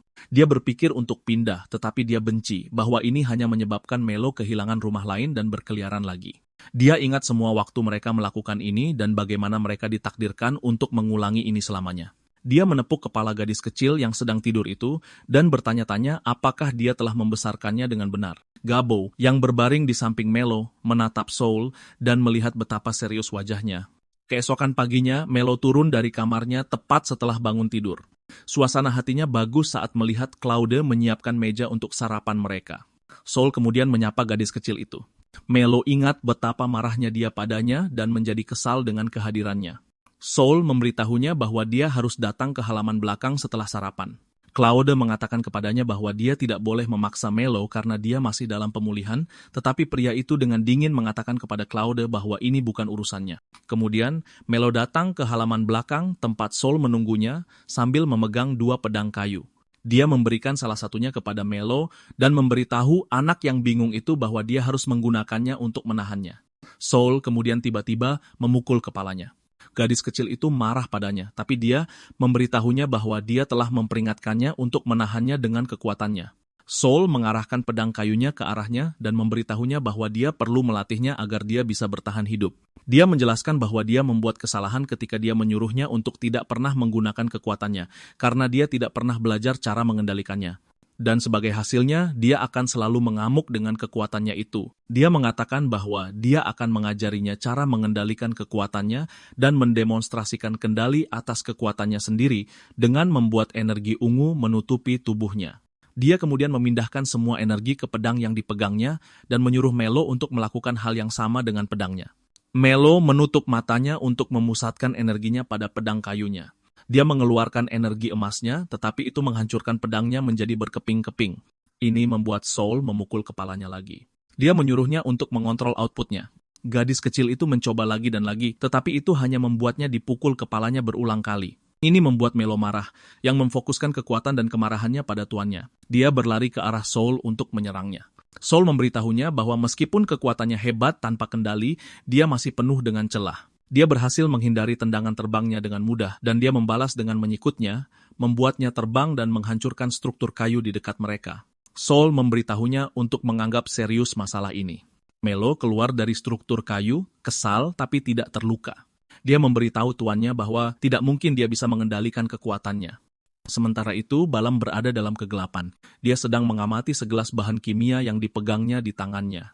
Di dalam wadah itu ada sehelai rambut. Gelas itu pecah, membuat semua bahan kimia tumpah. Balaam ingat mendapatkan sampel rambut dari Melo. Dia tersenyum gila membayangkan mengetahui siapa Melo. Claude berada di kantin markas besar tentara iblis, makan siangnya seperti iblis lainnya. Pikirannya tertuju pada Melo dan apakah dia baik-baik saja.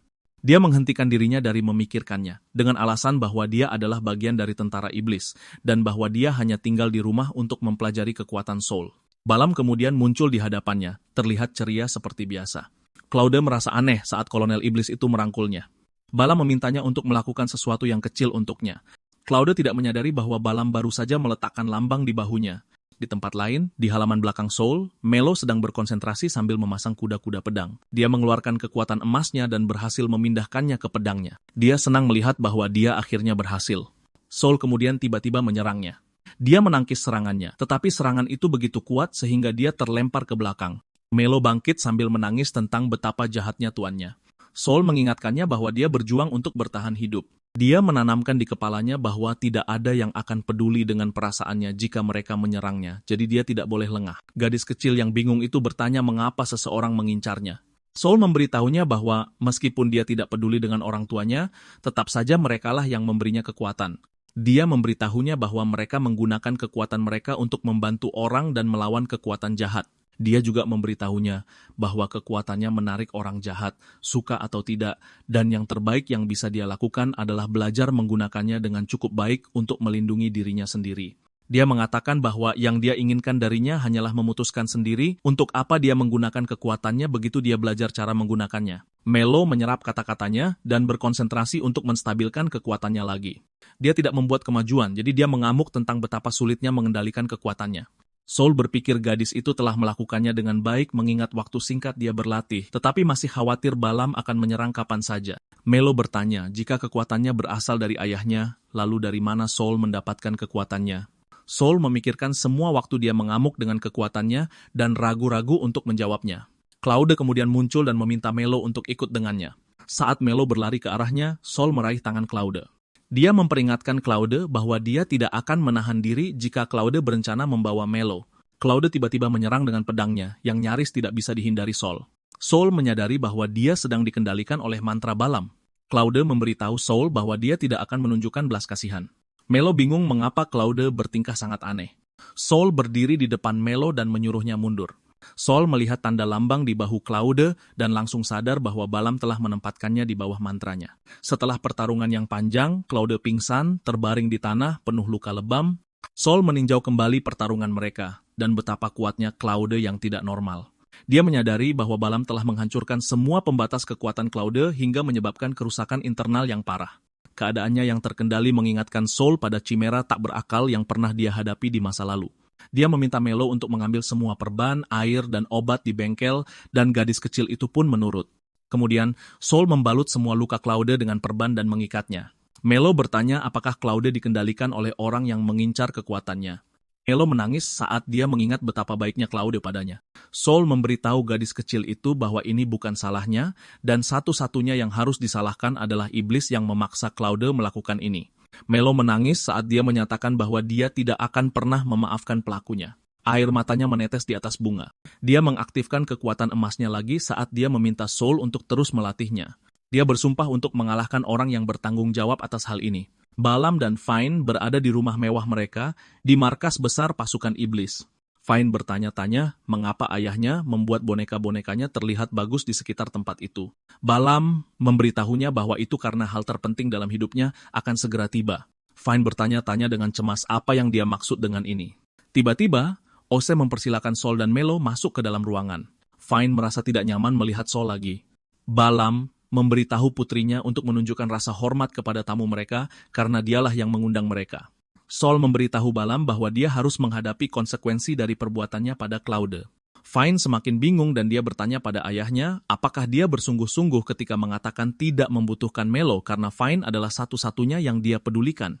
Balam tersenyum pada putrinya dan memberitahunya bahwa Melo adalah pahlawan yang mereka cari. Fine terkejut mendengarnya. Balam memeluk putrinya dari belakang dan berterima kasih padanya karena telah memenuhi perannya menemukan sang pahlawan.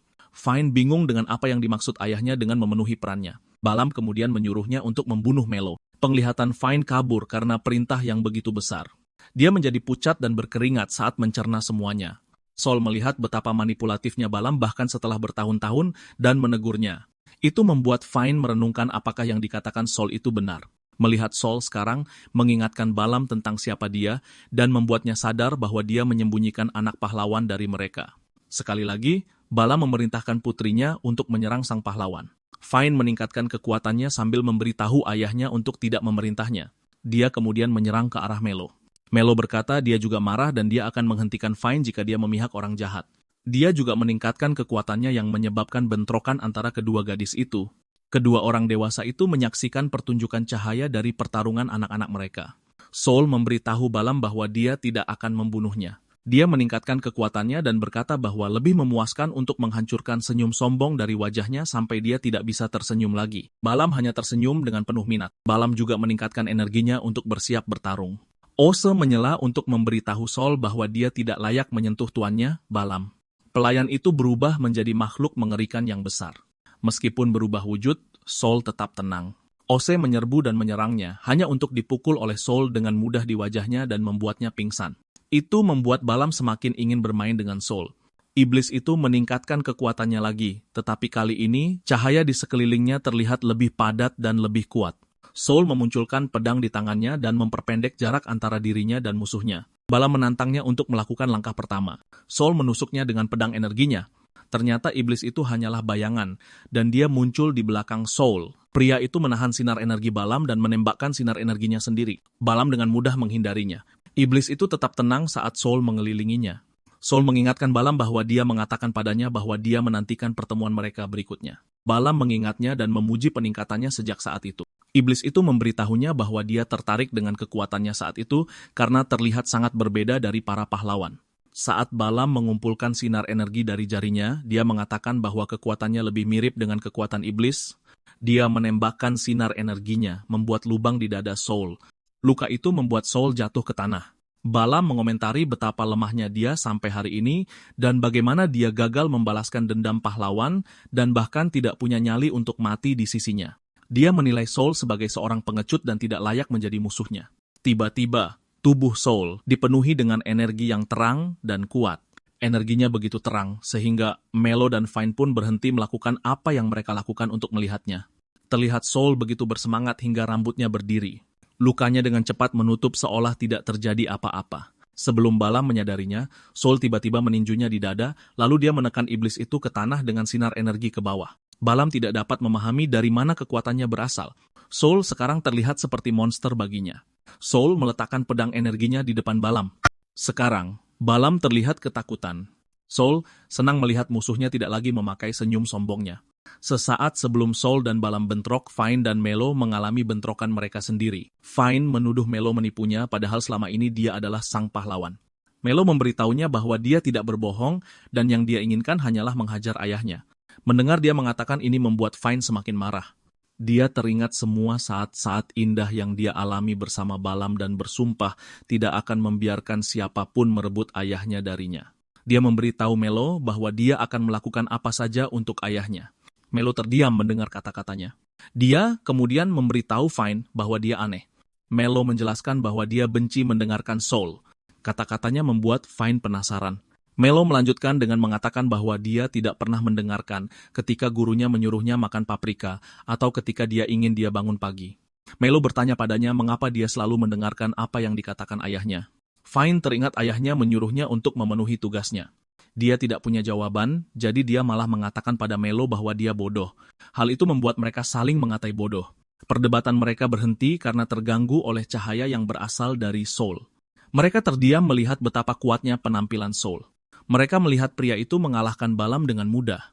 Kedua gadis itu melihat lebih dekat apa yang sedang terjadi. Balam melihat Fine dan meneriakinya untuk membunuh Melo. Fine ragu-ragu untuk melakukannya, jadi Balam frustrasi dan menyebutnya model lama yang ketinggalan zaman. Kata-katanya menghancurkan hati gadis kecil itu. Balam kemudian kembali fokus pada Soul dan mengatakan kepadanya bahwa dia tahu kalau Soul telah menyembunyikan anak pahlawan begitu lama. Karena dia berniat untuk mempersembahkan anak itu kepada Raja Iblis di masa depan untuk mengamankan posisinya di pasukan Iblis. Balam terus mengatakan bahwa dia bisa menciptakan model kimera yang tak terhitung jumlahnya setelah Melo. Iblis itu menawarkan untuk bekerja sama dengan Soul sehingga mereka bisa mempersembahkan pasukan pahlawan kepada Raja Iblis, bukan hanya satu anak. Soul hanya menatapnya. Sementara itu, Fine bergegas ke papanya dan bertanya apa maksudnya, padahal dia pikir dialah yang seharusnya menggantikan pahlawan. Balam memukulnya dan memberitahunya bahwa sejak awal dia hanya dimaksudkan sebagai sarana untuk mengumpulkan data sampai sesuatu yang lebih baik muncul. Anak yang tersakiti itu bertanya apakah kebaikan dan cintanya selama ini adalah kebohongan. Balam menjawab bahwa kepentingannya memang nyata, tetapi sekarang dia tidak lagi penting. Itu membuat Fine menangis. Fine hancur saat mendengar lebih banyak dari Balam bahwa dia hanya diciptakan sebagai sesuatu untuk dimanfaatkan. Balam memperburuk keadaan dengan mengatakan dia tidak peduli dengan keluhan Fine karena dia sudah memutuskan kalau Fine tidak berguna. Fine gemetar mendengar hal-hal yang dia katakan. Melo yang marah berteriak pada Balam untuk tidak mengatakan hal-hal mengerikan lagi kepada Fine. Ose tiba-tiba menangkap Melo dari belakang. Balam memuji pelayannya. Dia kemudian memerintahkan Fine untuk membunuh Melo selagi dia tidak bisa bergerak.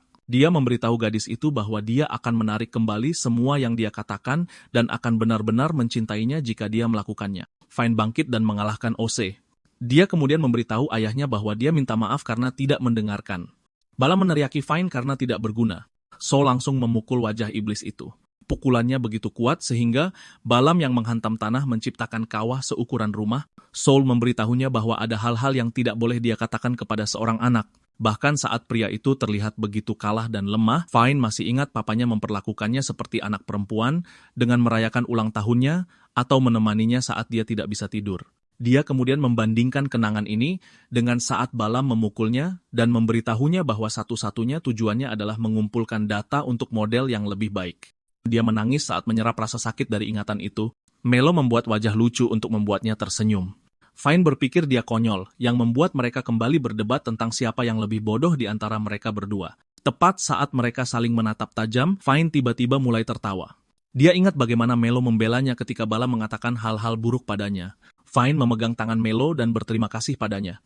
Sementara itu, Soul membangunkan Balam dengan tamparan di wajah. Dia kemudian memukul iblis itu lagi. Soul kemudian menyuruh Balam untuk mengaku kalah. Soul memukulnya berulang kali, bersikeras agar dia mengaku kalah dan bersumpah untuk mengabdi padanya. Semakin sering dia dipukul, semakin Balam mengenali kekuatan yang mengalir melalui Soul. Dia percaya Soul memiliki kekuatan Raja Iblis itu sendiri. Balam berlutut untuk menerima kekalahan dan bersumpah untuk mengabdi pada Soul. Semakin Balam memikirkannya, semakin Soul terlihat seperti Raja Iblis. Soul memberitahu iblis itu bahwa dia tidak boleh pernah memberitahu iblis lain apa yang dia ketahui tentang Melo dan bahwa dia harus berhenti bereksperimen dengan kimera berbasis manusia selamanya. Balam menundukkan kepalanya dan setuju. Soul juga memerintahkannya untuk berbaikan dengan Fine. Balam menghadapi Fine dan memberitahunya dengan senyuman bahwa dia menyesali segalanya. Gadis itu melihat permintaan maafnya hampa dan mengatakan kepadanya bahwa dia membencinya. Melo melihat Fine kesakitan dan menawarinya untuk tinggal di rumahnya. Soul memberitahu Fine bahwa semua terserah padanya untuk memutuskan. Fine menatap ayahnya dan berpikir keras tentang hal itu. Kemudian, Claude berada di rumah Soul, tidur di tempat tidur saat dia pulih. Melo memberinya sebuah pil yang langsung membangunkan Claude dengan kondisi kesehatan yang pulih sepenuhnya. Melo menangis bahagia melihat kesembuhannya. Kembali di markas iblis, Balam bertanya kepada Vine mengapa dia tidak pergi bersama Melo. Gadis itu mengatakan bahwa rumah mereka bukanlah rumahnya dan tempatnya adalah bersama papanya. Balam menjawab bahwa model usang sepertinya tidak rasional. Dia teringat saat mereka berpegangan tangan seperti ayah dan anak. Seorang wanita iblis muncul di hadapan Balam dan Fine dan bersikap santai serta ramah. Balaam mengenalinya sebagai Sitri dan bertanya-tanya mengapa dia meninggalkan ibu kota karena sangat jarang dia melakukannya. Kedua iblis itu saling bercerita seolah-olah mereka adalah teman lama. Balaam melihat seorang anak bersamanya dan bertanya siapa dia. Sitri mengingatkannya bahwa dia mengambil dua manusia sebagai anaknya. Dia meminta anaknya untuk memperkenalkan diri. Anak itu terlihat hampir seperti boneka dengan pakaian dan tatapan dinginnya. Gadis kecil itu memperkenalkan dirinya sebagai Oli. Sitri bertanya kepada Balaam di mana putrinya yang lain. Dia mengatakan bahwa namanya adalah Claude. Sementara itu, Claude masih terbaring di tempat tidur kesakitan saat dia mengalami mimpi buruk. Mimpinya adalah ingatannya ketika dia masih kecil berlatih adu pedang dengan saudara perempuannya sementara ibu dan ayahnya menonton. Claude menyerang saudara perempuannya, tetapi dialah yang terluka. Adik perempuannya mengarahkan pedang kayunya padanya. Terungkap bahwa adik perempuan itu adalah Oli dan penampilannya sama persis seperti sekarang, tetapi tanpa tatapan dingin dan pakaian seperti boneka.